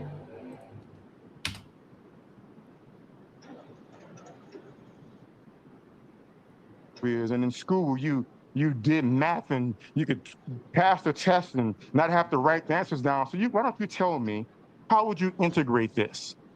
What would be the proper way to integrate this? No, dude, Ryan, why are you not moderating? You see that all the guy is doing is intentionally avoiding every single aspect of the actual debate and the subject, every point that I've made. He came here in complete bad faith, has played clips out of context. Oh, that was so funny. Getting his 160 IQ and couldn't do math. Oh, wow. Oh, yeah. No, I do. And he had said that he used to deliver his work and his teacher thought that he was cheating because he wouldn't show his work. Adorable lies. Realized as the trip actually went through, I'm like, oh wow, it's there. And then I was just like, cool, let's just go see it now. At this point, obviously, our job is to just. Oh wait, hold on. Because where is wait, Sunflower said Lionel Messi is not Italian, dude. What the fuck are you talking about? He went as very young. Barcelona took him to their football school, but no, he's Argentinian, dude. What are you talking about? That was weird. Kind of come back as the ostensibly trusted sources, right? I mean, apparently not too trusted in the end, right? Because we had uncomfortable information to bring back, I guess. But yeah, I don't know. I mean, overall, all I ever did think about Antarctica was just that there's something major there. They're hiding it, and I think there's probably a huge key in terms of like the nature of the realm. Yeah. And they don't even want you doing real science there, meaning like.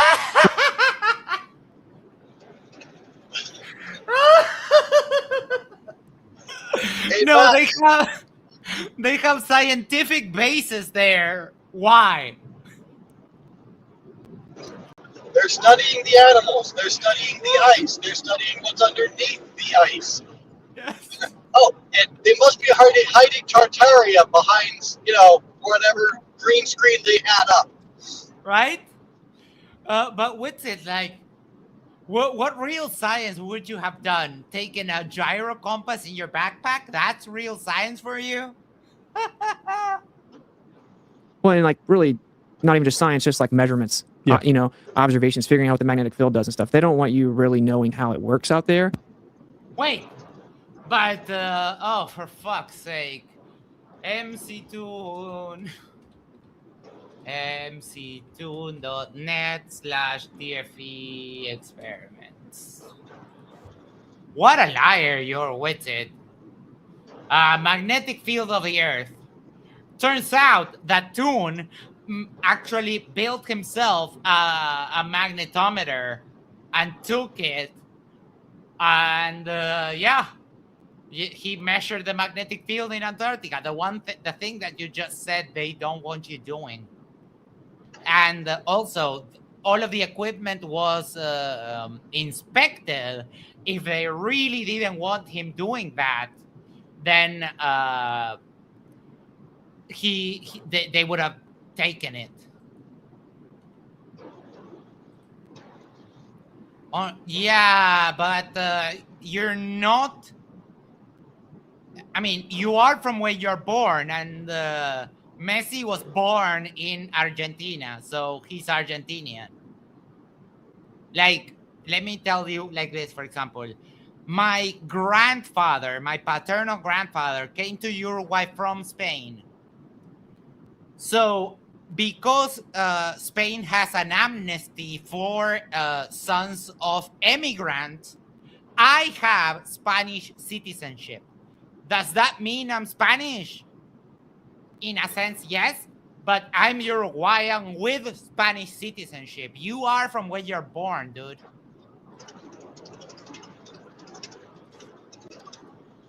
And I still feel that. And were they pretty strict on what you could and could not bring?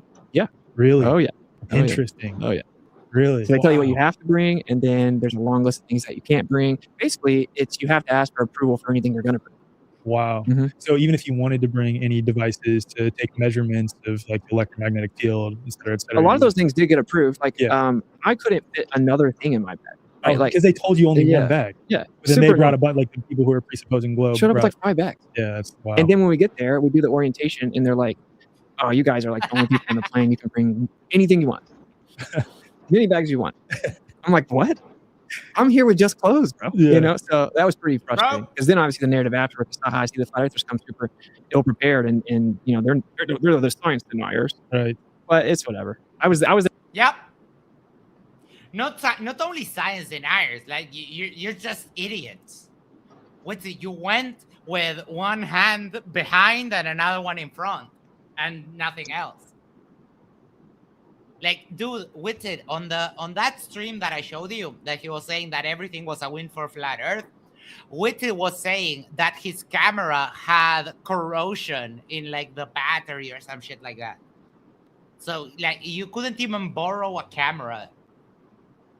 There to make an observation anyway. I mean, you know, mission accomplished. I saw it. Was there anything there that you saw that you would think lends credence to falsifying the globe? I haven't watched it yet, but I'm pretty sure Steve Fowler. What? How? The trip that added evidence to the globe being a globe that falsified the globe somehow. Yep, totally did. Yep. It's a funny thing. Witsit said in one of the first streams after he got back, he said that when the data starts coming out, that they would find evidence for flat Earth. We are still waiting. We're still waiting. It's been over a year, Witsit. Any day now that the evidence for flat Earth will surely appear from the TFE trip. Okay. Falconer just put out a video where he looks at a lot of the footage, and it's not. Correct me if I'm wrong on this. Have you watched Steve's?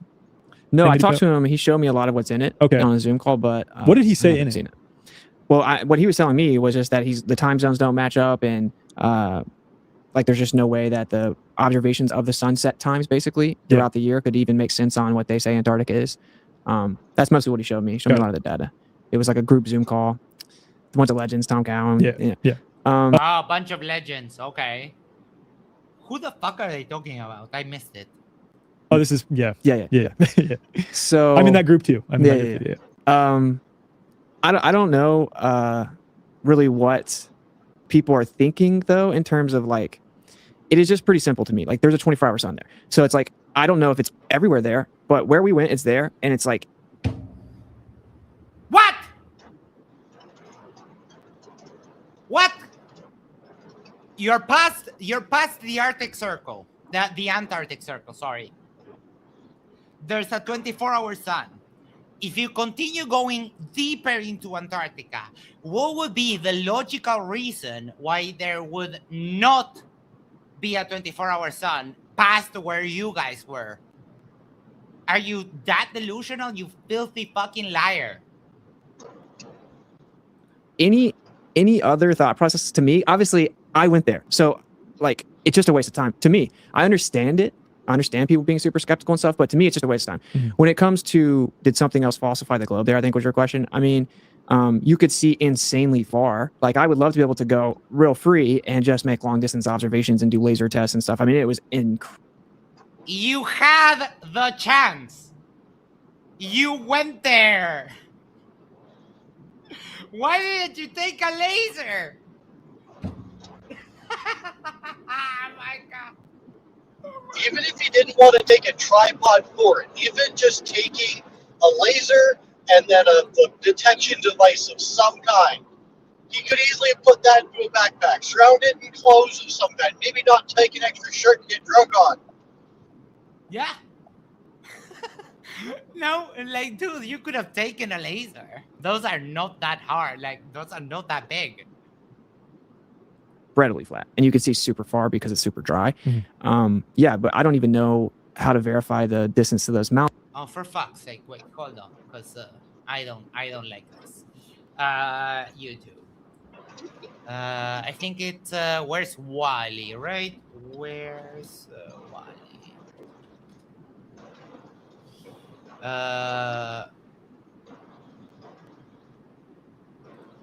Let me do the final experiment. 1 second, please. Because videos and the drone. 1 moment. Drone. I want the here, this one. What do you mean not available? There we go. Okay. So Witsit, why is it that you only see the camp after the drone has reached some altitude? Right? And then when it comes back, you don't see the camp. How can it be flat if there's like a bulge in between you and the camp? This is just gorgeous. So I'm going to play it. Let me make it faster. Stunning visuals from and Dave McKeegan. I mean, that place looks absolutely gorgeous. This is just amazingly beautiful. And oh, look, now the more you go up, the more you see of the camp. Huh. Weird how that happens, right? It's CGI, remember? It's CGI, yep. And the dummy saying like, oh, you see the shadows don't match and this and that.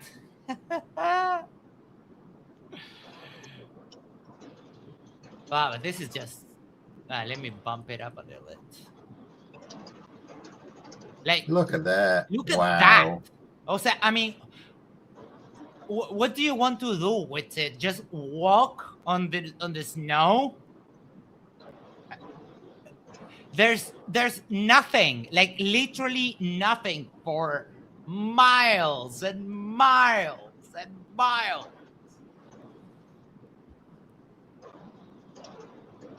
And I don't know what those lines are, but those kind of do look like holes in the floor. That's where the flat earthers disappeared, in the crevice. Yeah, unless they are gigantic lines of cocaine, which... Well, it is snow after all. It is snow. And then when they do a 360, look at they have roads and so on, and it does a 360, starts coming down, and when it comes down, you start to see less and less and less of the camp until oh look, why? Dude, you can literally see the curve there. As it goes down, it hides, and what's right before the camp goes above. That is just an effect of the curve. Look. You see how it ramps up as you go down? The ground ramps up, and you don't see the camp anymore. Oh, gee, who would have thunk it?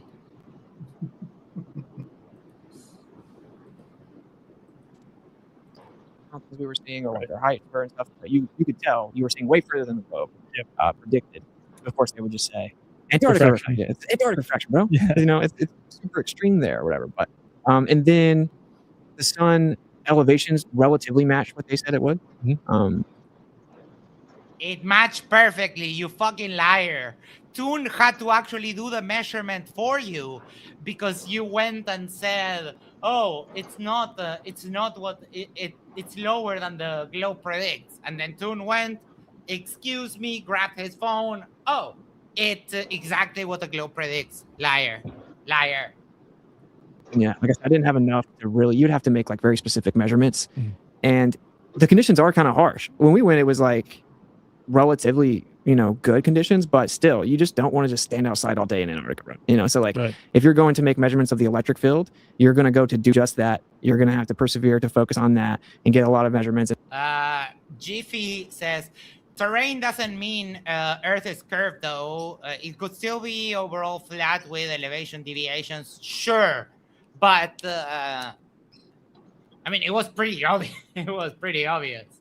And my point is that even if the ground underneath Antarctica was flat, ice never freezes flat, ever. You can make cubes, you can make ice cubes in your freezer, and if you touch it, it's always curved because water expands as it freezes. So ice cubes are rarely. You have to cut them to make them, straight edges. Otherwise, it freezes. Well, Max, they can't be called ice cubes then because cubes are cubes. They have to be ice curves. Ice spheres. And then you're like, let's get inside. So, yeah, not too much really. It was not that I would say falsify the globe because I wasn't able to make like actual measurements and observations where I knew distances and stuff like that. Measurements. I think I was saying this before. I couldn't make, you did nothing with it. We all know that. He had multiple months to prep.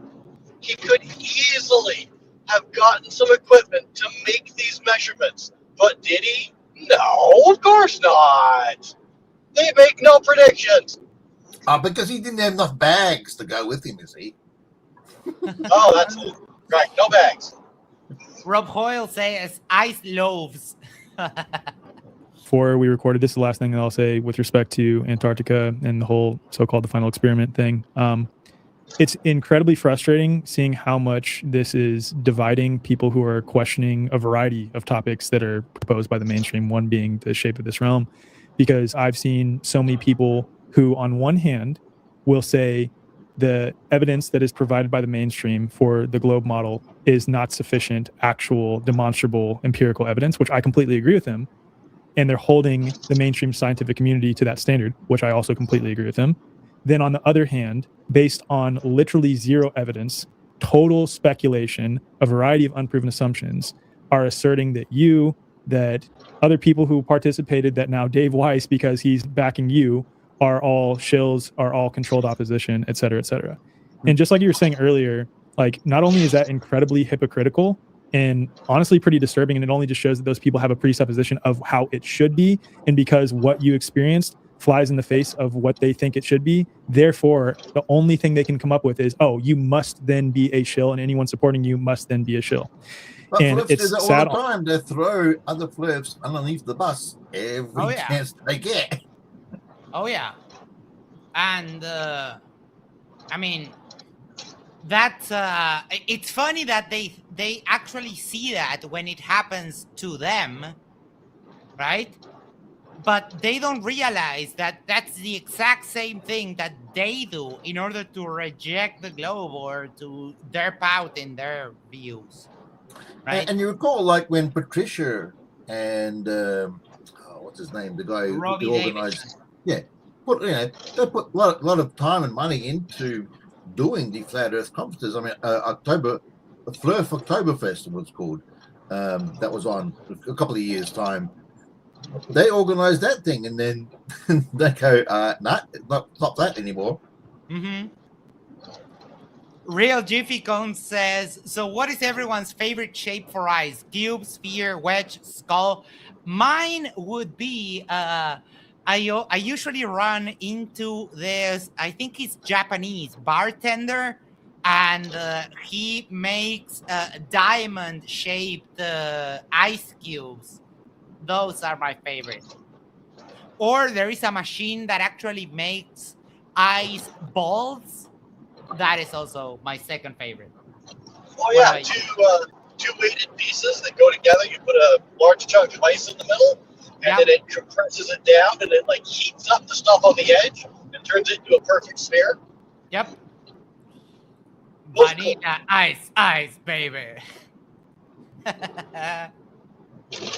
On that side of things, it's also sad because it makes it look like we being this community of people who are questioning things, right, have no ability to discern and actually look at what constitutes legitimate evidence. But you don't. You don't. You don't. Yes, you're all idiots. It's funny that you identify this, but you're completely blind. That is exactly what you do when we're talking about the glow. You just dismiss everything out of hand. It makes everyone look incredibly foolish. Exactly. It's like a layup to like caricature of us as, quote unquote truthers, I guess. Yeah. You are a caricature of yourselves, you moron. Jared because even a lot of said those in a couple of interviews afterwards that, while I was a flat earther, I would have ignored all the evidence that you guys sent at me because I just assumed it was all wrong. But now that he's turned the other leaf, he's actually going, hey, a lot of your shit was actually right. I should have looked at it, and I never did. Yep, indeed. those claims are easily debunked. And so a lot of people are just seeing it and sharing it, assuming the source had already done it for them. And that is a major problem. And that's just a huge thing people should think about in general. I call them truther traps. And they lay truther traps all the time now. So they just have some conspiracy they throw out on the internet. They know it'll catch wildfire. Then they'll debunk it later. And it discredits the source, right? And that's, largely what's going on. Oh, for fuck's sake. Now even the conspiracies are a conspiracy. When does it end, you dumbass? At one point, it has to stop. Where does it stop? Going on, it totally makes it look like the quote unquote flat earthers or anyone questioning like the globe, because that's really what it is. Like flat earth is actually just rejecting the claim, the positive claim. It's a cloak. No, flat earth is a positive claim for which you have literally zero evidence, and your globe skepticism is just you coping hard for the fact that you do not have any evidence for your actual position, which is that the earth is flat. And that's it. Zoomicide, for being a member for 2 months. Funny how they think other people make them look bad. Yes.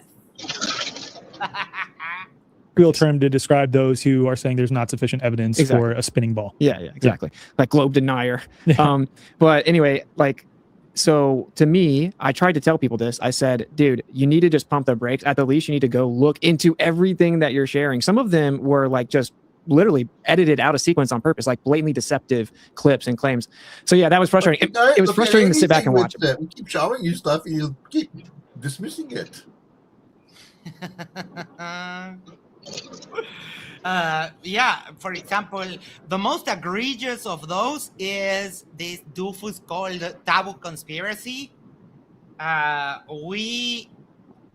I was talking with Roger, and Roger brought up a video of a rocket that had been edited by Taboo Conspiracy.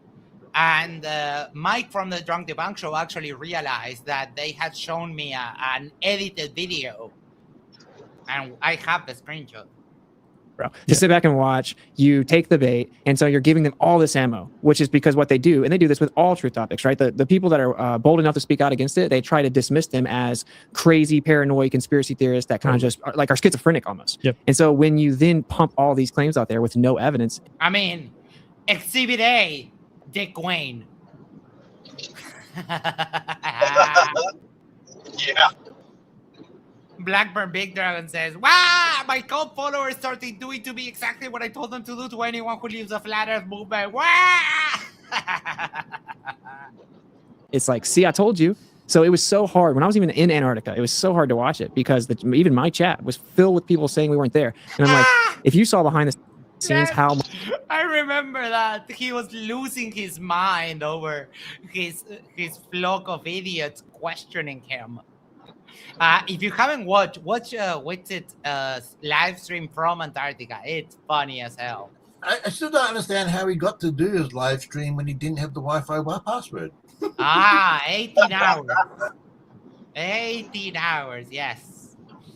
Much they were loving and enjoying this, right? That they got to run around, see, there's nothing you can do to show these people. They don't accept evidence for what it is. And that is not true. The people that were there with you that were presupposing Globe, they were watching what was happening in your chat, and they were like, see, this is a perfect example. Exactly. Right. Exactly. That's exactly what they wanted. And of course, they're going to pick those people out. Yep. And so maybe some of those people are the most vocal. And you only need a few of them to make the point, make the claim, which is, here's the factual evidence of, say, where we live. And then this group of people just will never accept it. Yep. Yeah. So totally. And that's why I appreciate you so much, especially because, like me, and I guess I consider myself the version of you on the more like terrain-based health, no virus side of things, in that I'm a layman. I'm not formally studied in... Wait, what? Appreciate you so much, especially because, like me, and I guess I consider myself the version of you on the more like terrain-based health, no virus side of things, in that I'm a... Terrain-based health, no virus. Oh, you're dumb, like beyond dumb. Like 2 steps away from being retarded dumb. Okay, got it. Layman. I'm not formally studied in so-called infectious diseases, cellular biology, et cetera, but I'm able to analyze these claims, and I'm not coming... Oh my God, you just... Motherfucker, you just said that you're not trained. Just diseases, cellular biology, et cetera, but I'm able to analyze these claims, and I'm not coming... Maybe... He said he was not educated, and how are you able to analyze those claims if you're not educated on them, you doofus? Well, maybe he's a version of Dick Wayne where he can't read. Yeah. A piece of me came from like, oh, what are they hiding from us? But it's like, no, let's analyze these claims in accordance with both logic and empiricism and see if they hold water according to those who are making those claims. And what is always it's not flat, about so just latching on to different belief systems. It's about holding those respective claims to account when it comes to empiricism and logic, et cetera, et cetera. And that's the whole point here. And you're like that when it comes to this whole thing, is you're not just wildly throwing stuff out there. You're saying, where is the demonstrable empirical evidence for this claim? Does this hold up with logic? You're very proficient understanding logic. You can't debunk science by saying, nah, you stupid fuck. But they do all the time. They win. Every time they say nah, they win. But, I mean, we have electron microscope images of viruses, you stupid moron. CGI, of course. It's NASA. They faked it. Dude, you can take a swab out of your own poop, and you can see E. coli in your own poop. Like, what are they talking about, you morons? Tim Davidson, been a member for 5 months, almost halfway around the sun. Chuck Norris can understand Witsit. I mean, Chuck Norris eats Witsit word salad for lunch. Now he gets stuck on that ground. I think that's like the correct approach with this, and also requires that you reflect on your own preconceived ideas as well. Yeah, it's like mastering logic is like a superpower in seeing through deceptions. Basically, when we talked superpower. Number one, you haven't mastered logic, and number two, it's not a superpower. It's just thinking. Oh my fucking god! He thinks that he's a superhero. That he's Logic Man. Do we? Dude, away! Do we have Look, icy in the spin? sky, it's a bird, it's a plane. No, it's Witsit falling flat. Yeah, icy spin, or maybe David, if you want to. Or Kate, I wish Katie was here, or the Katie Markley. I think we need Super Logic Man. Witsit is Super Logic Man. Should take this to Conspiracy Tunes or the guy that makes all the AI music and turn this complete derpitude into a superhero and his sidekick. Yep. about this a little before. It's all built upon material. Witsit sidekick though. Oh, that's a good question. Ram Boston Bear, his biggest fan. Isn't it Chewbacca? David is working. Okay. No, Chewbacca. No, Chewbacca. Gummy Bear is of the flat earthers that say that Witsit is a shield. Don't worry about it, David. If you're working, I'll get to it afterwards. Realistic assumption, actually, pretty much everything is all the deceptions, and you no doubt get the same thing in that realm of conversation, which is as soon as their claim is under attack, the immediate response is to deflect to you, right? To shift the burden over to you, right? Which shifting the burden, of course, is like I'm challenging or denying your positive assertion, and so you're now flat. Saying the Earth is flat is a positive assertion. You lying sack of shit. Trying to put it on me that I need to prove it's not real. It's like, bro, you got to prove it is real. It's very, very basic logic. Yeah. And yeah, you see this all the time. This is why they make the claim and don't back it up. I mean, we can prove the globe any day of the week. You cannot prove flat Earth, and that's why you have to resort to doing lame ass things. Like you can't prove flat Earth at all.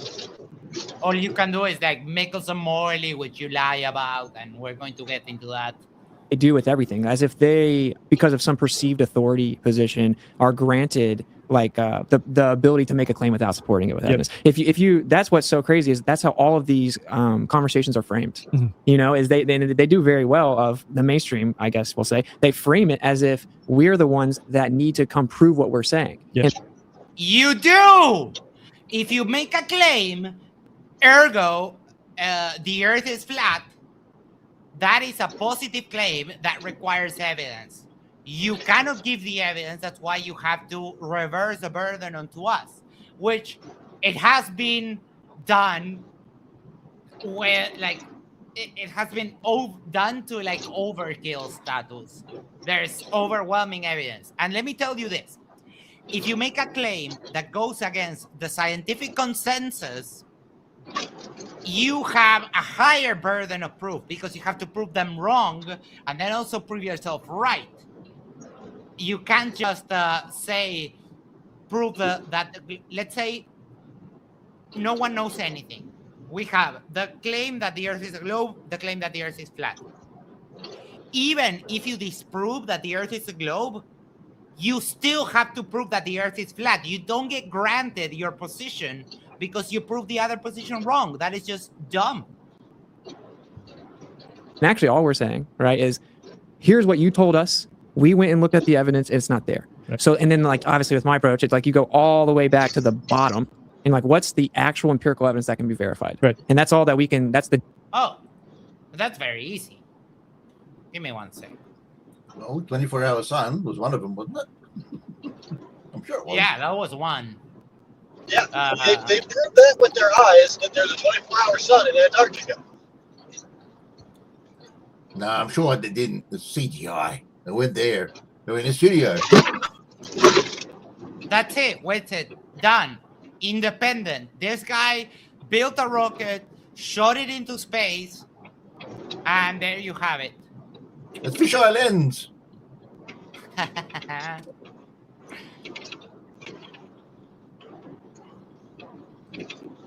Oh, Look look at at that that curve. sexy ass curve. Oh, gee, I wonder But why it's it's not just not space, man. flat. Space is fake. I wonder why it's not flat. Incredible. No, but They're going there's to no the moon. They're going to the moon again next year, apparently. Next month. Next month, is it? Yeah, I mean they're not touching down on the moon. They're going to do an orbit around the moon. But yeah. Yep, Artemis 2 is doing their next launch. It's just a general loop around the moon and back. It's a manned mission to the moon. Yep. Max says, we all know you work for NASA. Dude, Is the moon flat then? I'm sure the moon's flat as well. Sorry. Can you imagine Uruguay, like a Uruguayan space agency? Like that would be insane. And I don't know if you remember from El Cuarteto de Nos, there's a song called Morcillo Lopez about a Uruguayan that goes on a moon trip. That is just such a great. If you haven't listened to that, El Cuarteto de Nos, Morcillo Lopez. Anything else, like anything antithetical to that, additional to that, has to be proven, right? And if you do that with the Earth, you end up, stationary topographical plane. That's just factually the default position. Yeah, can we? Nope. The default position is the consensus of science. You don't just get to assert your position. No fucking way. It's not the default. You don't just get to do that. Can we expand on that a little bit more too? And then I think this will ultimately lead to Mickelson Morley, but like the multiple ways, and I've covered this on a variety of episodes with Dave Weiss, Mark Ober, but it's still good to touch on this nonetheless. Multiple ways you can falsify and show that their claims regarding what should be are clearly not true. Yeah. Out of all of the things that never happened, that's the one that has never happened the most. So, depends. So I break it up in kind of two main categories, right? Like you have, is the surface of the Earth curving, and then is the Earth moving? Yep. So is the Earth moving one is just on its face, the Earth is not moving. Everything. Oh. And how did he determine that? Let's analyze the claim, shall we? Page 1 of the Mickelson-Morley experiment. The discovery of the aberration of light was soon followed by an explanation according to the emission theory. So, Witsit, you have just been debunked by the paper that you cited on the first sentence of it. Thanks for playing. I love how they keep doing that. They bring up papers, they don't read them, they find the one sentence that says that that proves them right, but everything else proves them wrong. Yep. Paul Shover says, those are unsupported claims, Logic Boy. That's Witsit. Yeah, the Logic Boy is the name of Witsit superhero.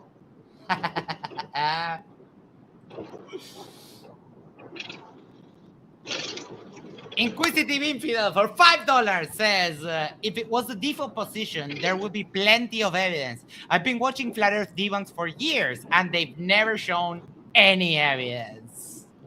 And Jim Daniels for $2. Thanks, Bob Nodell. Rest in peace. Thank you so much, Jim.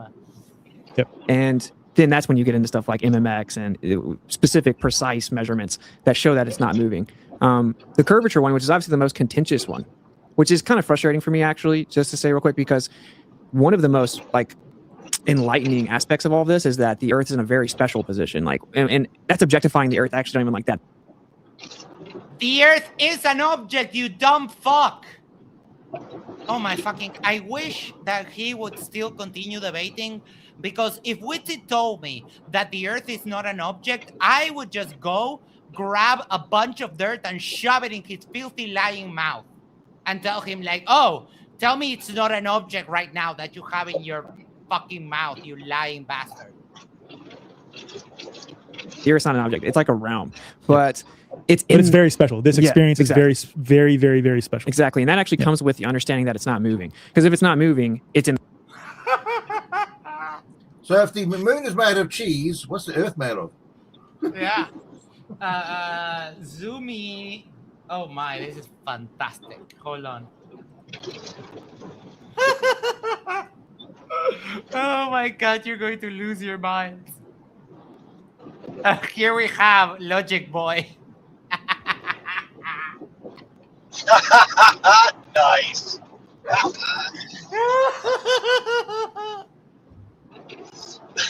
But wait, we have another. Oh yes!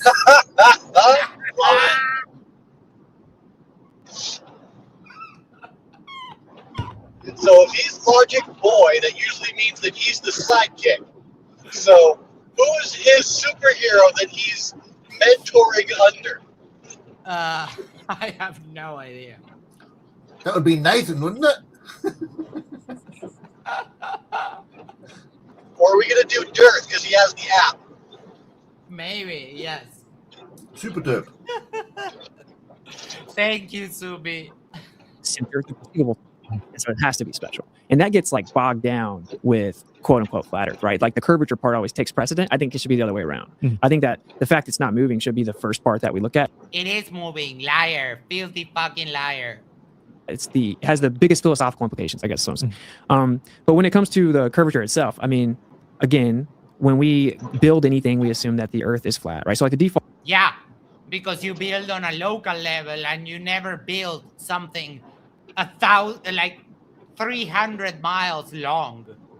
You don't make a building that's 300 miles long, you dumb fuck. And when we're talking about doing a road, you build a road on top of the surface. And it has like ups and downs and so on. So you kind of go with the terrain. So why would you even have to consider the curve? You just lay out the concrete. You flatten it out of it and that's it. Train tracks would be the only thing that would be a bit harder to do. But even then, you're following the terrain for 99.99% of the time. You're not taking the curvature of the Earth into account because you're just looking at the local terrain and handling that first. Isn't that part of the force the line thing they were talking about, where they wanted to make this thing, however long it's supposed to be? Not sure what that is. Jiffy says Dave Weiss and Austin Witsit, alter egos, Super Spot and Logic Boy. Super Spot. Love it. Empirical position is that it's flat. When we measure things, when we measure angles to stars, when we chart the sky at all, when we do any civil engineering, up to 100 square miles, you just use complete plane survey. Well, it's not like they start assuming 100 square miles is just 10 miles. If we have 1 degree per 69 miles, how much would it be in 10 miles? With it, you dumb fuck. Less than 1/6 after 100 square. That is just wild. Miles, they just create another 100 square mile section and connect it to the first one, which was also assumed to be flat. So we couldn't even build things without it. And then the falsifications, like some of my favorite ones are radio waves and microwaves. Yeah, there's one test that was done. You can look up Sora, I believe it's called, or LoRa, L-O-R-A. And it was like this super long range, high frequency radio wave. It was like a 12-foot fishing boat and then a 5-foot buoy. And the signals were sent and received from like 837 miles or something. No, what? You know what? I'm going to defer the debunking of that to Dan and Fornicated. I'll forward this over to him because that's not my field, and I'm pretty sure that Dan can do that in a flash. But you know nothing about it. Yeah, I'm pretty sure this has already been debunked at some point in the past. I believe what they're talking about is they bounced the signal off the ionosphere, and that's why they were using a high frequency, so that it would bounce off the ionosphere and come back down again. But I don't remember everything to do with it. Yeah, that's what I think it is. But I will defer to Dan to explain that. Patch Von Brown says LoRa forms mesh network. No way a single hop of LoRa propagates 800 kilometers. You witless boob. It should have been blocked by the curvature of the Earth at like 10, actually under 10. So you sent this horizontal line of sight signal out over the ocean, and it should have been blocked by the curvature of the Earth, like a giant hill, right? Should have blocked it at like less than 10 miles. First attempt, they received it 837 miles away, and it's over 900 megahertz. So they claim that these signals, typically they claim they bounce off the ionosphere and come back down. That's what I was going to bring up, like the ionosphere reification that they bring up. Exactly, which of course was just proposed with no evidence once Marconi showed that we could send signals 2,200 miles first attempt over the Atlantic Ocean. And so that doesn't even work though with this one, because they claim the ionosphere is 40 megahertz. Oliver Heaviside, who was actually a genius in electrical field theory, he helped them come up with this to save the globe, basically, because assume the globe, therefore there has to be an answer. Okay, what? Oh, for fuck's sake, that's not how no one has ever tried to save the globe, because it doesn't need saving. Reality doesn't need saving. Whatever. Right. But he was very brilliant with electrical field theory and Aether. One of the fatherheads. But anyway, so 40 megahertz, anything above that, then the frequency would penetrate right through it. So basically it's like anything 40 megahertz or lower, correctly, they say that it would reflect back. It would, assuming it's there. Right. So, which we don't do that, but if we do that, it would reflect back in theory, right? But as soon as the frequency 41 megahertz, it would penetrate straight through it, just because of the way frequencies interact, And this is 912. It's not even close. Right. And so with some of like 2, 3, 400s, they came up with stuff more theoretical nonsense built on top of the assumption of the ionosphere, and they say there's ionospheric clouds. So like there's density regions there that all of a sudden it goes just pop up at the right time. Yeah. And they can't even propose a coherent theory for it. I'm talking like Harvard and Stanford. Like they don't even know how to make it make sense in theory, much less like go get measurements or something. But Witsit, you're lying, like you're straight lying here. Do you think that they don't do measurements with the radio waves? What the fuck are you talking about? The most they've even claimed with that is like 200-300. This is 900. So it would go directly through the ionosphere. So the point is, it can't work on the globe. It's like a physical falsification, and it went straight there, and they received it 812 or 837 miles. So it took a little time to lay that out. That's one of my favorite ones, though, is because I tried to stillman any possible response to that, and it's like no, you don't. Has to just curve around the globe somehow, and tropospheric ducting is something that they'll say, and it's like, what is that? What do they claim that is? Basically, it's that based on the weather conditions, there's an inverted temperature layer. The layers invert, and so it's like a mini ionosphere down here in the troposphere, the lowest layer, and it traps it, right? But then that's such a rare anomaly that temperature inversion. Obviously, it's called an inversion because it would be the outlier, right? And it would have to have gone for over 800 miles. So the same weather conditions with this very rare invert. No. Like, if it does this and that, it doesn't have to go on for... Oh, wait. Vanguard, you have a little bit of background noise. I'm going to mute you for now. If it goes back and bounces, you don't... It doesn't have to go on for, like, the whole stretch. Oh, for fucking sake. Wait, is Dan around? Dan, here you. Are you around? He was here earlier today. Version layer 800 consecutive. Look, impossible. Never. And of course they didn't actually go measure and prove that was there or something. They're just backfilling whatever excuse they can make, because it's always the same thing. It's like, assume my belief, therefore this must happen. So yeah, that's one of them. So like microwave transmissions, radio wave transmissions, I like laser tests. I like when they're done correctly and you have different frequencies, different colors, different heights and stuff like that. Do they stay at the same height? Those are good ones. And then just long distance observations. Can you explain some of the laser tests as well, though? Sure. Yeah. So the one I really like is they took different lasers over a frozen lake, and so they drilled. No, for fuck's sake! Right where you will get all sorts of artifacts because you're over a frozen lake. That's the worst place to do something like that, you dummy. Onto the ice to make sure it's perfectly level. They bring all the lasers back away from the camera, and they set them at different distances. So it's like, say the green one was in the front, the yellow one was second, whatever. They had like 4 colors, and then they all should have been obstructed by the curvature of the Earth. This is over a frozen lake where there should be like minimal effects on the light. And this is... Are you kidding me? What do you mean? You have ambient temperature and you have like also an inversion because the air near the ice will get colder. Oh my fucking god! How do you jump from one light to the next like that? Based on the accepted math. Correct. Yeah. Coming from the mainstream of what the curvature is. Exactly. Which, 3,959 mile radius, etc. You shouldn't have seen any of them. You saw all 4 of them. And the part that's really damning, though, is that all the lights were at the same height. Meaning, if you were to claim that they were seen at the same height. So they were at the same height and they were seen at the same height. Now, if you're just on a planar surface, that makes perfect sense, right? I mean, they're at the same height. But on a globe, if they're at the same height above the ground, well, they're still curving away from each other, right? So when you looked over those distances and saw the 4 lasers, if you're going to claim that refraction bent the lasers around it, then they aren't at the same height. The ones wouldn't be further a away, uniform height. Correct. The ones further away would be lower. I've said this. What? No, if the lasers are at the same height and the refraction is almost the same. Oh, for fuck's sake. Same thing about some of the line of sight observations too when it comes to like tall buildings is that first off, they would be bending away.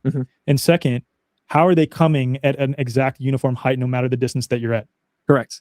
Yeah, and then another one of my favorite ones you just reminded me of is there's this guy that was in the Air Force for a long time. He reached out to me and said, "You're giving a little bit too many details of who I am, I think." But he was in the Air Force for a long time, and he reached out to me. I verified his identity, all that. Can we get can we get the data? Do you have a recording, or are we supposed to just believe you? Oh, you have nothing. Okay. And he was in Afghanistan. He was deployed, and he saw the K2 mountain range, which is like one of the highest mountains in the world, from 300 plus miles away. And on the radar and their manual optics, it was completely level with them. Flying at 28,000 feet, the mountain's like 28,000 feet in elevation. So the altitude and elevation matched, and that shit should have been like 2, 3, 4 degrees below them, and it wasn't. And that is completely damn. You can't even claim refraction. No globe proponent would ever claim refraction if they understand any of it. They just straight up say that didn't happen. So correct me if I'm wrong, and like for layman's terms on that, essentially what happened was Clarence Old Body A52 says he used to have a friend in Antarctica too. Oh yeah, and in NASA and everywhere, which has all the friends, and they whistleblow to him. We never got any testimony, any documentation, anything like that. But he does have all the friends. And Inquisitive Infidel says he is the source. I agree. When you say that, yeah, I am the citation. Get the fuck out of here, dipshit. At a distance pretty far away from this mountain. He's approaching it in flight, right? And the entire time, the mountain is staying at the same exact height relative to him. When if it's a globe, it should not be, because it should be below you at first. And as you approach it, then it starts meeting you in height. Correct. Yeah, Got because it was 28,000 feet in elevation. They were flying at 28,000 feet. So on the globe, it would be multiple degrees below your local level. Yeah, and it wasn't. And that same guy told me, the reason it reminded me of that is he told me they use a... How far away from the mountain were they?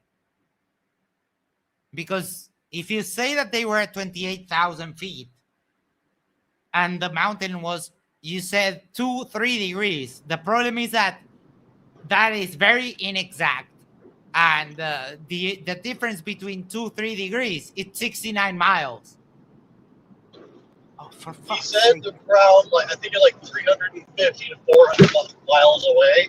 So I press X out. Oh yeah, hold on. Let me do that for you. And just in case, I'll do it with the Xbox, which is this button. Very sophisticated radar system that basically creates color contrast, and so you can see runways and buildings and all that. And you can tell that all these buildings in the distance are not tilted away. So kind of their argument would be like, we can't really tell. It would be so small you can't tell. You can tell when you're using light, when you're using propagation of very sophisticated radar systems. We're talking like millisecond measurements, right? And they are level with them. The top of those buildings are not at different, because you would know the whole signal bounces back, and you can tell with the color contrast, and you can read the data. So those two are very damning. The Air Force could easily debunk the globe 1,000 times over definitively. He said the Air Force need to know the exact shape of the Earth for everything, pretty much. So, I mean, how can you lie like this? This is just bullshit. Either someone was playing you a prank, or you're just flat out lying. Those are the only two options. You remember that paper that us guys put together? I think it was MC Toon and Bob and Science Guy and a few others put that paper together to troll the flat earthers and all these terms in for flight and stuff. That happened before I was around. Okay. Yeah. Give me 1 second. I need to go to the toilet again, but I will leave you with a song, and we'll continue this in just a second. Give me one moment. Where the hell is Etherically Displaced? I want to play that one. Where the fuck is it?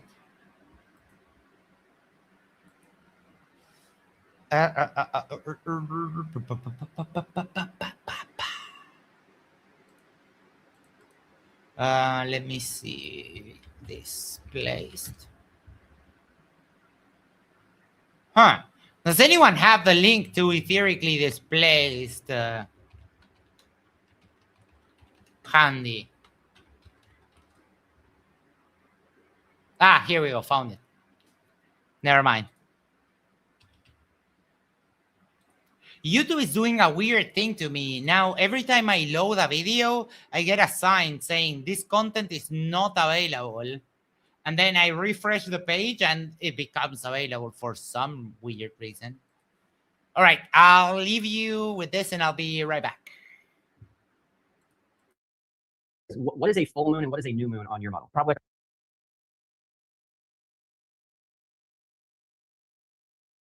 A magnetic cycle, and just like the center of a barrel cell image of a magnet.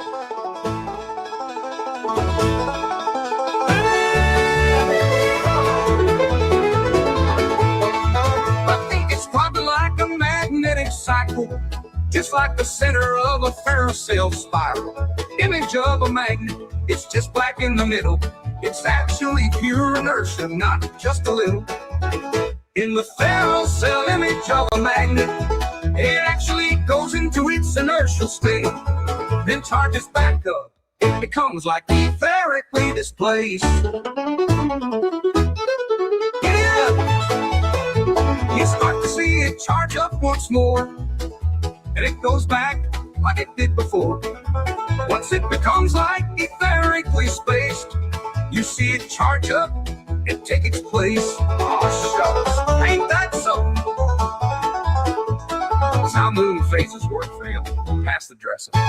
In the magnet's heart, centrifugal divergence flies. Centripetal convergence pulls. Defying all science, etheric whispers sing. Light and shadow blend. Magnetic cycles spin, where physics seems to end. In the ferrocell image of a magnet, it actually goes into its inertial state, then charges back up. It becomes like etherically displaced.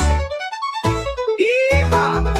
Grab your partner, swing around, magnetic cycles up and down. Either song in the air, hillbilly science everywhere, cause it's like etherically displaced. Yeehaw! Yo, belly on up to the Witsit word salad buffet. Who has light vinaigrette?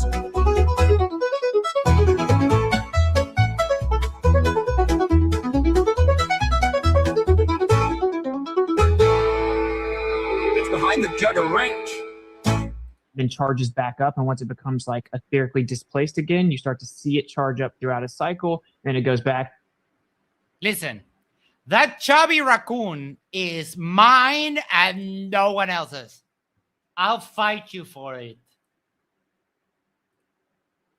He wish he could go back so bad just because now he knows. And he talks to people in there. And then he had another experience with gyroscopes that showed that they weren't flying over. Yeah. They weren't even matching, and et cetera, et cetera. So I want to get him on, and I want to convince him. Does he just want to hide his go. identity? Yeah. Though? Is that the issue? Yeah. because he's still somewhat involved with stuff, right? So like contracts. Yeah. Got it. So it's rough because I'm like, dude, I need you to come. They're telling me you don't exist, bro. You know, and it's really annoying because I can't say it because it's like, yeah, I mean, it's anecdotal. I mean, it's not even anecdotal. It's totally hearsay, Witsit. It's less than anything. Like, it doesn't. You're just saying shit. That's the problem. At this point, totally. You know, and it still would be, but at least it'd be straight from the source. And right now, dude, the reality is, like, unfortunately, and I'm sure you've experienced this as well, when people hear it from a credentialed expert or someone with experience related to those claims, it just hits more for some people. Not for me necessarily. I think out of all the people I turn to in this whole challenging the claims of the globe space, it's you. But for other people, that's just the reality. Like, I've even thought a number of times, and I've said this before on the show, like the possibility of going back and getting like becoming a chiropractor just so I have doctor in front of my name, which is absurd. Chiropractors are not doctors. Don't want to do that. But the point is, like, for some people who still appeal to authority, it just hits a little bit differently. It does. Oh, for fuck's sake. Appealing to an actual authority is not a fallacy, you dumb fuck. You got bamboozled by an idiot. Stanford Encyclopedia of Philosophy. Fallacies. There we go. Let's prove this moron wrong.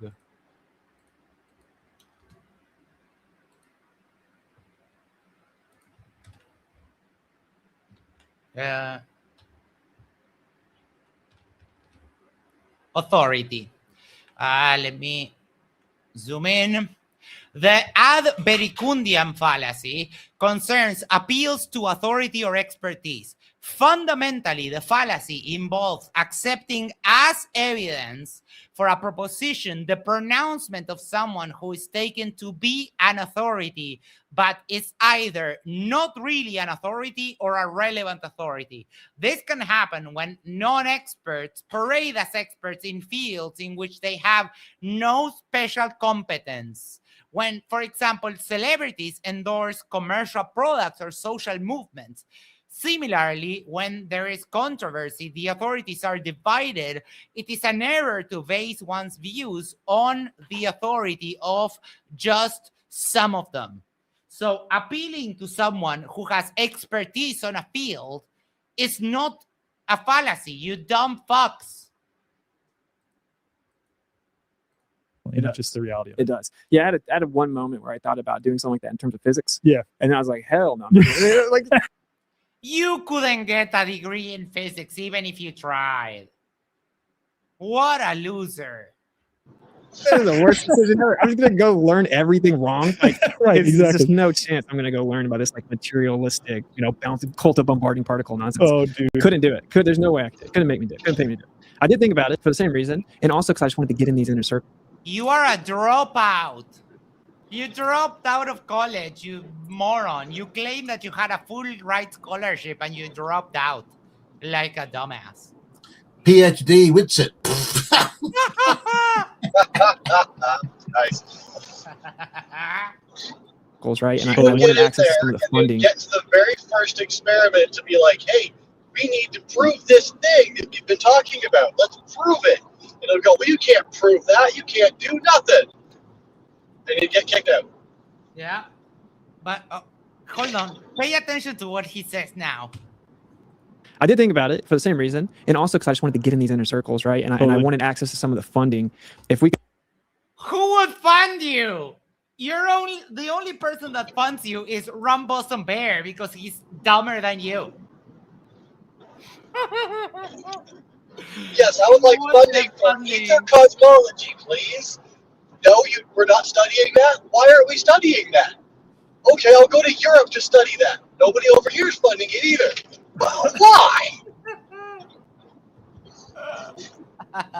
To get a fraction of the grant funding that's done around on just like looking for dark matter. We would have some incredible discoveries, etheric discoveries, right? But totally. And that's what a lot of people say too. And we were talking about this. Etheric discoveries. Oh boy. Yes, in the electromagnetic wake. Oh yeah. For, but it relates is that like people will say, well, if this is true, then the mainstream would fund studies for it. If this was true, you would hear an expert speak out about it coming from the mainstream, coming from that field, et cetera, et cetera. But we've seen this happen a variety of times, even with the no virus position. Like, and this is without even going into the problems with peer review, that it's just a good old boys club that's like totally entrenched within the pharmaceutical paradigm. But how is physics entrenched with the pharmaceutical? Like what? He's not saying that the physics is in bed with the pharmaceuticals, but he's saying it's like the pharmaceutical industry where they don't want like outsiders or new people coming in to tell them that they're all wrong on everything that they've done. It's like that's essentially what he's saying. It's like all of physics is like all of pharmaceuticals, but the reason why they do what they do is because it works. And if it doesn't work, then they're not going to do it because it doesn't lead to money. Yeah. And I mean, you are welcomed as an outsider if your propositions have any kind of merit.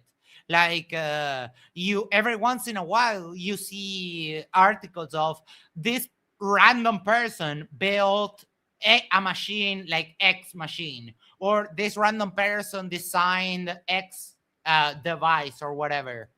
It just has to work, but none of you idiots can provide any science or anything that actually works in the real world. Someone like Stefan Lanka speaks out like, hey, I am a virologist. I'm back? Yeah, sorry. I think my internet reset. Evidence that viruses exist or cause anything whatsoever, and then he's completely pushed to the side, and immediately everyone's attacking him because he's an idiot. If he's a virologist that says that viruses aren't real, then he's a complete idiot and shouldn't be taken seriously. Him, et cetera, et cetera. That he's not actually a virologist and he's just an idiot. Probably. Grant funding coming from the paradigm that's trying to reinforce the accepted model. Exactly. It's not going to happen. Yep. It's not going to happen. That alone is the main reason they all want the money. Yeah. Like I've talked to so many people, and like I'm like, well, you know, you have all these problems here with all this dark matter, dark energy. You know, pseudoscientific time is the new particle. Wait, what? There's another. No, I just made say that up. Yeah, pseudoscientific. Yeah, because it's just like it's just a new name every day, you know. Yeah. But dark matter and dark energy haven't changed in years. We're just looking for it. Again, another like just flat out lying. I'm like, you got a lot of problems. You know what would fix those? I chose the counter wrong today because he didn't go too bro-ish. It's just like a background medium. That's all you have oscillations in a background. Yeah. It would fix every problem that you're sitting here talking to me about. No, it doesn't fix jack shit because Michelson Morley disproved that the ether was real. So get fucked. Yes. And I'm like, why don't you go look into that, bro? You know, and they'll two, 3 people have told me I would never get funded for that. Yeah. So they know that they keep themselves boxed in for the money. And where the money is right now is dark matter. They're just writing checks for dark matter, dark energy, like blank checks. Like, just please find it. Which is why I really appreciate the angle that Mark took in his book, because that's what he approached it from first, is showing that according to their own claims now, dark matter has been thoroughly falsified. Yeah. Yes. Yeah. And that's something. No, it hasn't.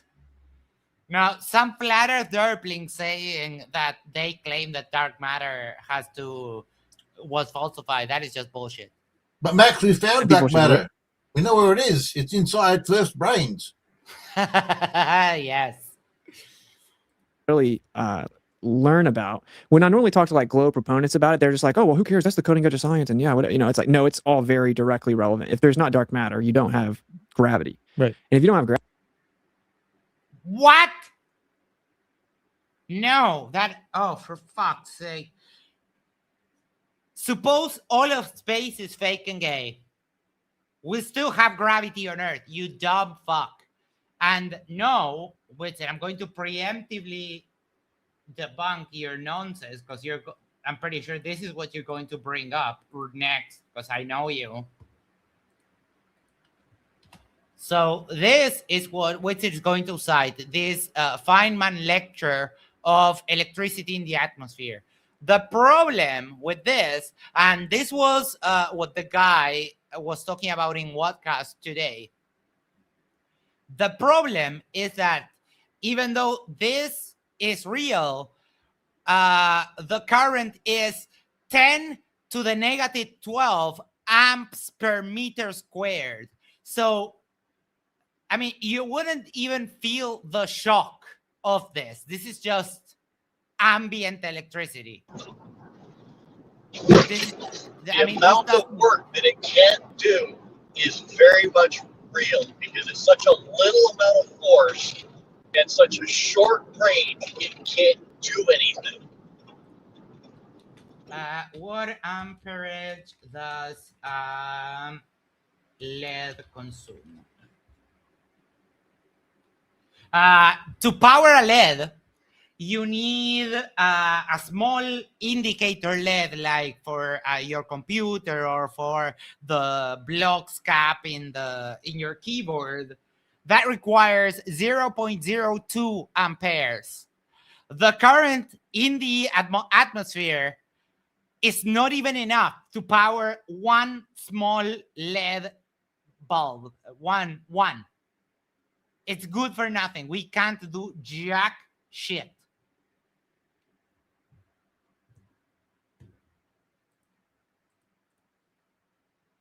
Oh, and of course, the fallacy of cherry picking. One Feynman lecture about something, the cherry picking fallacy and the stolen concept fallacy, because Feynman does have a lecture on gravity with it. So yeah, two fallacies in one claim. Good job. Yeah, the whole model collapses. You literally can't have gravity without dark matter. Mm-hmm. And then, that it all comes back down to that little test. That has nothing to do with it. Gravity on Earth has nothing to do with dark matter. Dark matter refers to the expansion of the universe, and not local gravity. With some, what would be lasers now, some little light beams back in the day. It all comes down to that test every time. It comes down to Michelson-Morley. Yep. That is like the linchpin. I still struggle to explain this. I understand it. Mm-hmm. I understand what happened. But can you explain? No, you don't. I understand what happened, but can you explain it to me? He's going to lie to you. Explain it to me and also to the audience as if I'm a 5-year-old. Exactly what happened with Michelson-Morley. Sure. Yeah. So, okay, you have like a circular table basically, and then you have two light beams. Mm-hmm. Well, you have one light beam, so it would be a laser now. The laser's in existence, so you're going to shoot a light beam.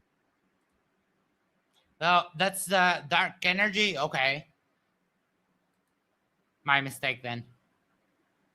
And then they used a beam splitter. So they shot one light beam and then they split the beam into two. They did that so that they would know that both of the light beams, once it was split, were perfectly in phase. So because it was shot at the same time, it was the same light beam. If you try to line them up, you can never get it perfect, right? And that's because with wavelengths of light, it's so very precise. Because what people call the speed of light, like what people think light travel is very fast. It doesn't actually travel; it's instant. Right. Oh, fuck you! Oh my God, this again. Hold on. Oh, for fuck's sake. I'm sure we should mention 5-year-olds. 5-year-olds are smarter than these first. Speed of light.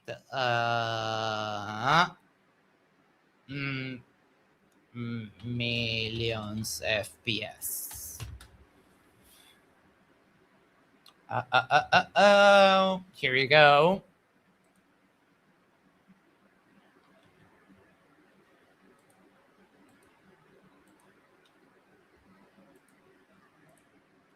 Oh. Huh. Isn't that weird? That the light is actually traveling. How do we define travel? Change of position over time. It's exactly what's happening here. What a piece of shit liar. And this is not the only one. I mean, there's hundreds of these. You see, I don't know what's happening with the YouTube right now. This is a video of a laser beam traveling across. Huh. I wonder how it bounced in the mirrors if it's not traveling.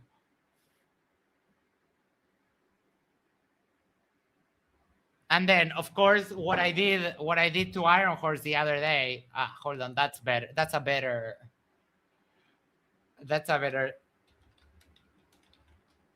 a better demonstration, because I almost lost my mind laughing.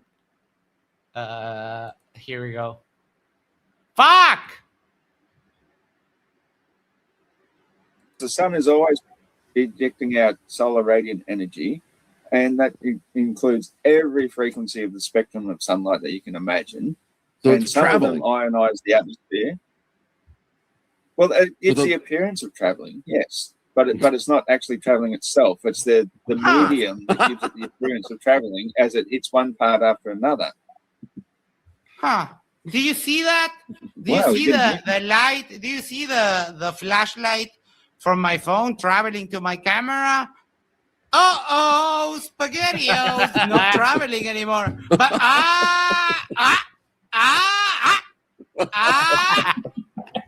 Oh, you're so clever, Max. How can I compete against such an intellect like you? Wow. So all right. Get fucked, Iron Horse. Like, so the perceived speed of light, whatever. So they kept it in phase by splitting the beam, like to keep it go back to where it's real simple here. You shoot one beam, they split it so they know that it's in line with each other, and then it goes opposite directions. It reflects 90-degree angle, right? Yes. Yeah. And then it reflects back off of mirrors, comes back and recombines, and then goes and it basically then gets redirected to this receiver. So it ends up making like an X. Yep.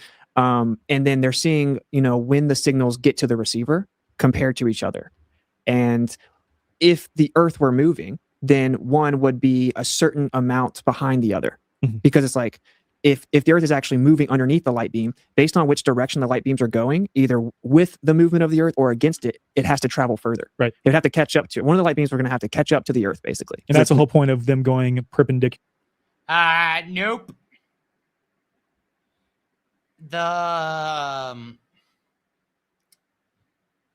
What they disproved was that the light wasn't traveling through the ether.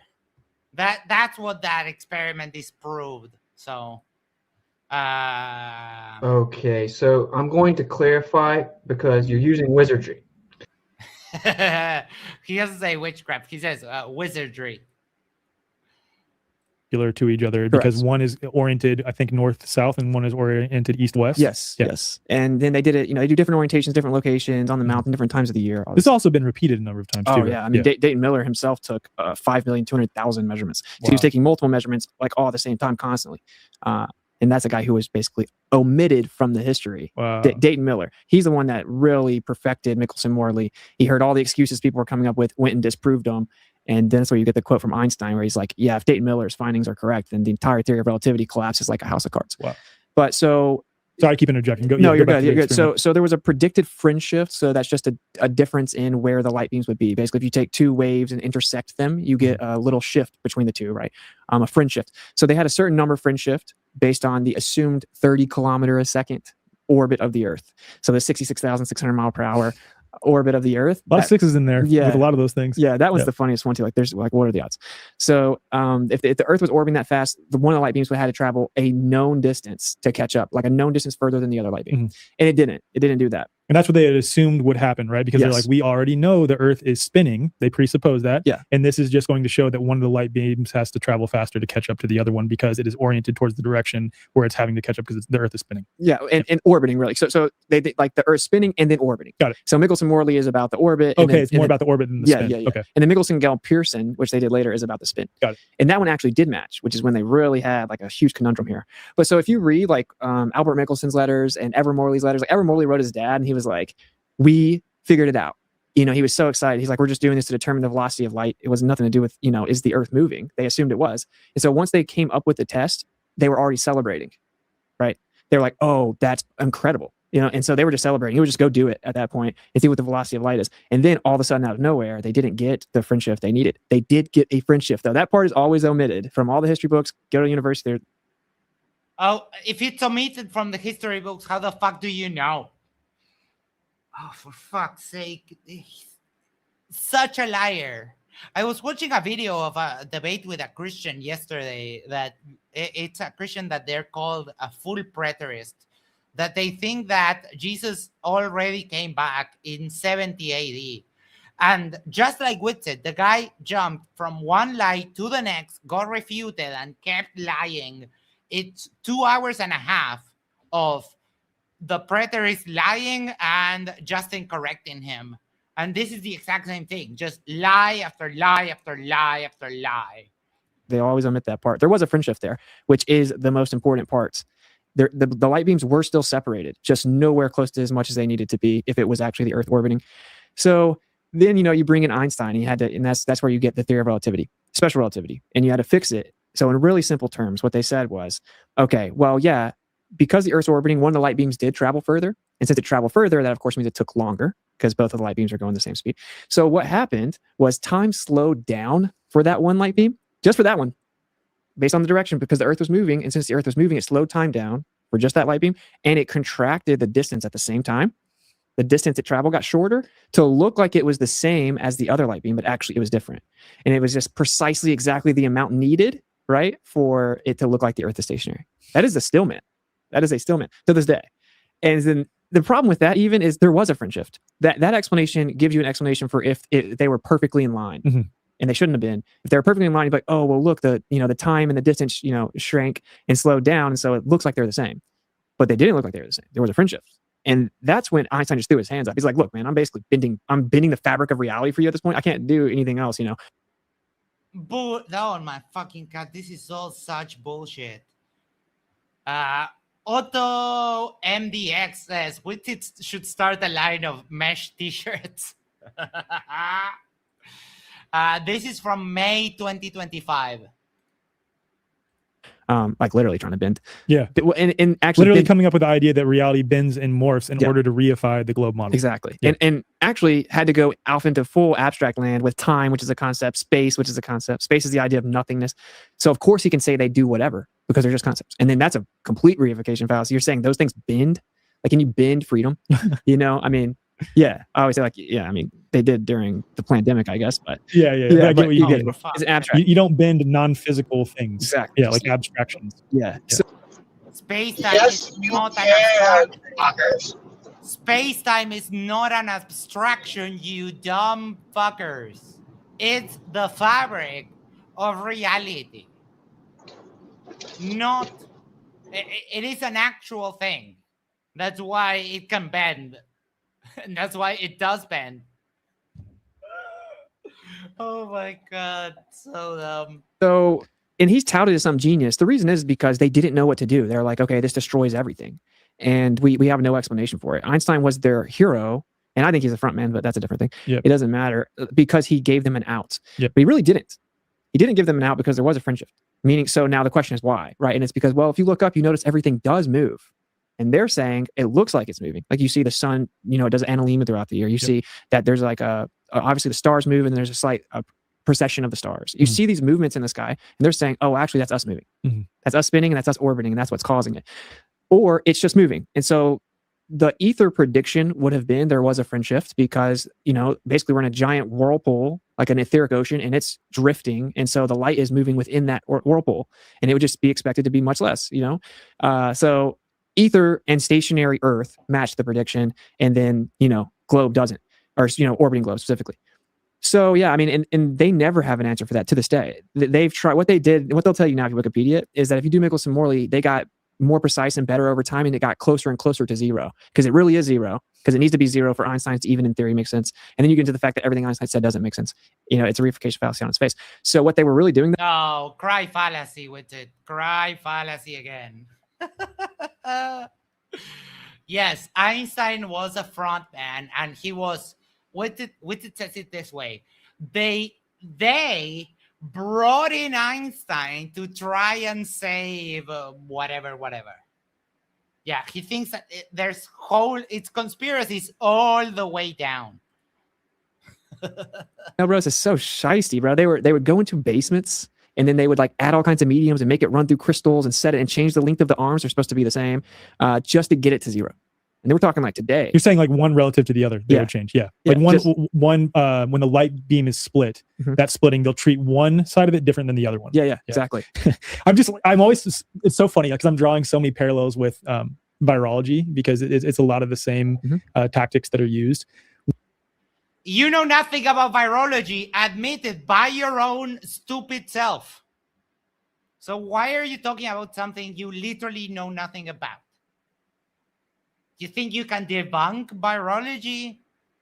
No, you can't. But my conspiracies. Yes, everything is a conspiracy. What happens in virology is they'll do a mock infected culture with their pseudoscientific cell culture quote isolation experiments. They'll say, oh, we did a mock infected culture where we didn't put a human sample inside the dish. Therefore, if cytopathic effect is experienced, then it must, this proves that it was caused by a virus over here. But ultimately, they'll use a different concentration of antibiotics, antifungals, different concentration of all of the substances. Antibiotics and antifungals don't work on viruses, dumbass. In there in order to make it fit. To straight up cook the books. Yes. Yeah. Crazy. Yeah. The same. And you, which have no discernment on this, no expertise whatsoever, you can just look at the paper and realize that they did that. Do you think you're psychic or something? Like, this is just so bullshit. Oh. There's also testing to make sure that other things don't affect the virus that we're dealing with. So yeah, you would test it against antifungals and antibacterial and other things like that to make sure that, oh yeah, this is an actual virus that we need an antiviral to deal with, not a fungus that, oh, this is an actual fungus that we need to deal with. Idiots. This is my, I can't believe that it's still there on the video. Oh my God, Witsit, another blouse. You look so pretty. Chowboy said, oh no, never mind that. Kevin Samuel says, check Dr. Stephen A. Young and Dr. Michael Heffron. There you have PhD flat earthers. Young is even a theoretical physicist. How long is this? 2 hours and a half. We are 1 hour in. We might go a little bit more and leave it there to finish up some other day because I'm getting OD, Derpology. Same thing. How does that just exist, dude? You know, how it's out in the open? Like, I guess it's not out in the open. Yeah, you know, most people don't know. You have to dig. You have to dig for it for sure. Yeah. It's crazy. That's still the case. Like that's where dark matter comes from, right? Is because of the need for the theory of relativity to assume the Earth's a ball orbiting the sun. And so, trust me, bro, they would have just thrown it out if they could have. They can't. So then that's why they have dark matter, and they're just like hoping it's there. And then, yeah, like you said, it's not. It's already been disproven in their own paradigm. Now they're coming up with no, it hasn't. No, you're just lying again. New theories of gravity. You got modified Newtonian dynamics, but that doesn't work either, and blah blah blah. But it's this huge standstill for almost a century because really over a century is when it really started, all because of the presupposition that we're orbiting the sun. And it's not a presupposition, it's a measurement. I mean, you have you can look at Melodome's sun observations throughout the course of a year, and you can see how the Earth moves around the sun because the sunspots rotate, and then they come around the other side with it.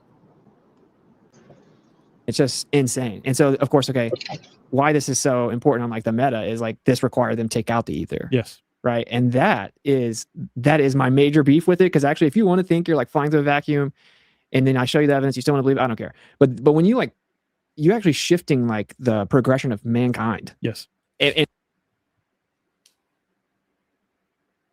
What progression will we have if the ether existed? How have we not progressed? Dumbass. Complete dumbass. It's a regression, actually, because, you know, throughout all of history, people knew there was an ether. Yep. And this is such a big deal. I mean, because once you fully embrace that there is something like an ether, it changes everything, even in your day to day. You know, like it's like what I do is super important. My intentions, my consciousness, all of that. It's sending out signals in this. Oh, Witsit, you're starting to border on the heretical. You can't call yourself a Christian if you're talking about manifestation and that kind of bullshit. That is a heresy. Sounds like Crystal Derp is coming.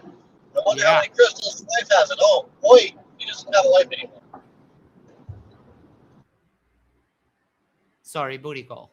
It's like ocean, right? It's like reciprocated. It's gonna, you have now have physical mechanisms for why what goes around comes around. Like it's real. It changes. Oh my fucking cat. Heretic. That's karma. And karma is a heresy because it's a Hindu concept. What goes around comes around. Oh boy. Witsit doesn't go to church, but I would get him excommunicated for that. Everything. And then of course just the progression of energy and everything else that we would already have made in terms of electricity and stuff like that. So yeah, so now I got beef with them, right? Like now it's not like agree to disagree when it comes to that. It's like no, we can't rock with it. It's less about like presupposing that there is quote land beyond the ice wall and what they're hiding there. It's more about the metaphysical implications for how this realm works. And there's actually a fluid medium a plasma-based medium, would you call it that we're all existing within and swimming within at all times. And the implications of that to explain a variety of things like telepathy, like the Akashic records, like how you think about someone and then. Oh my fucking god, this moron just said telepathy and Akashic records, another fucking heretic. Oh boy. Can we get them excommunicated from wherever they derp out? This is just bullshit.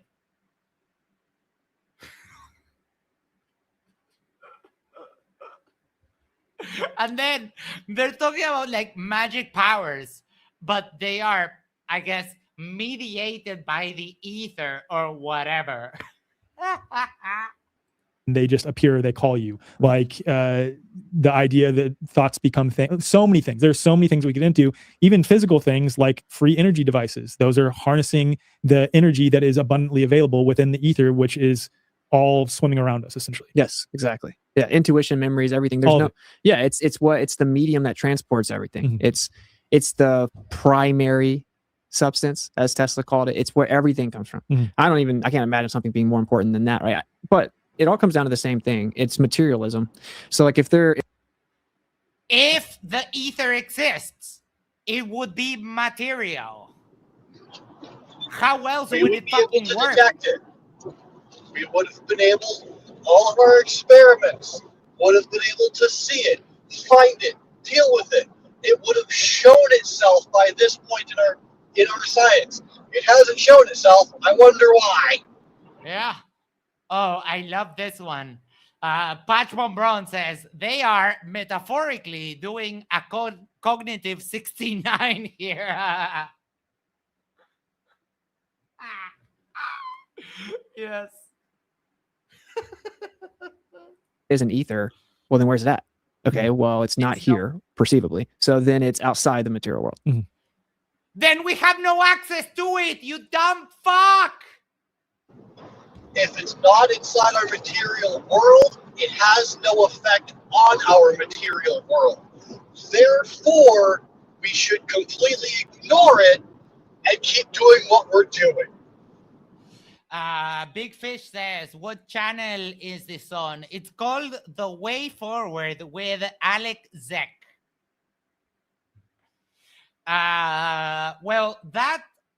Look, the last time I talked to Witsit, I was talking to him and he went mute for a second and he was like, oh, my mom needed something.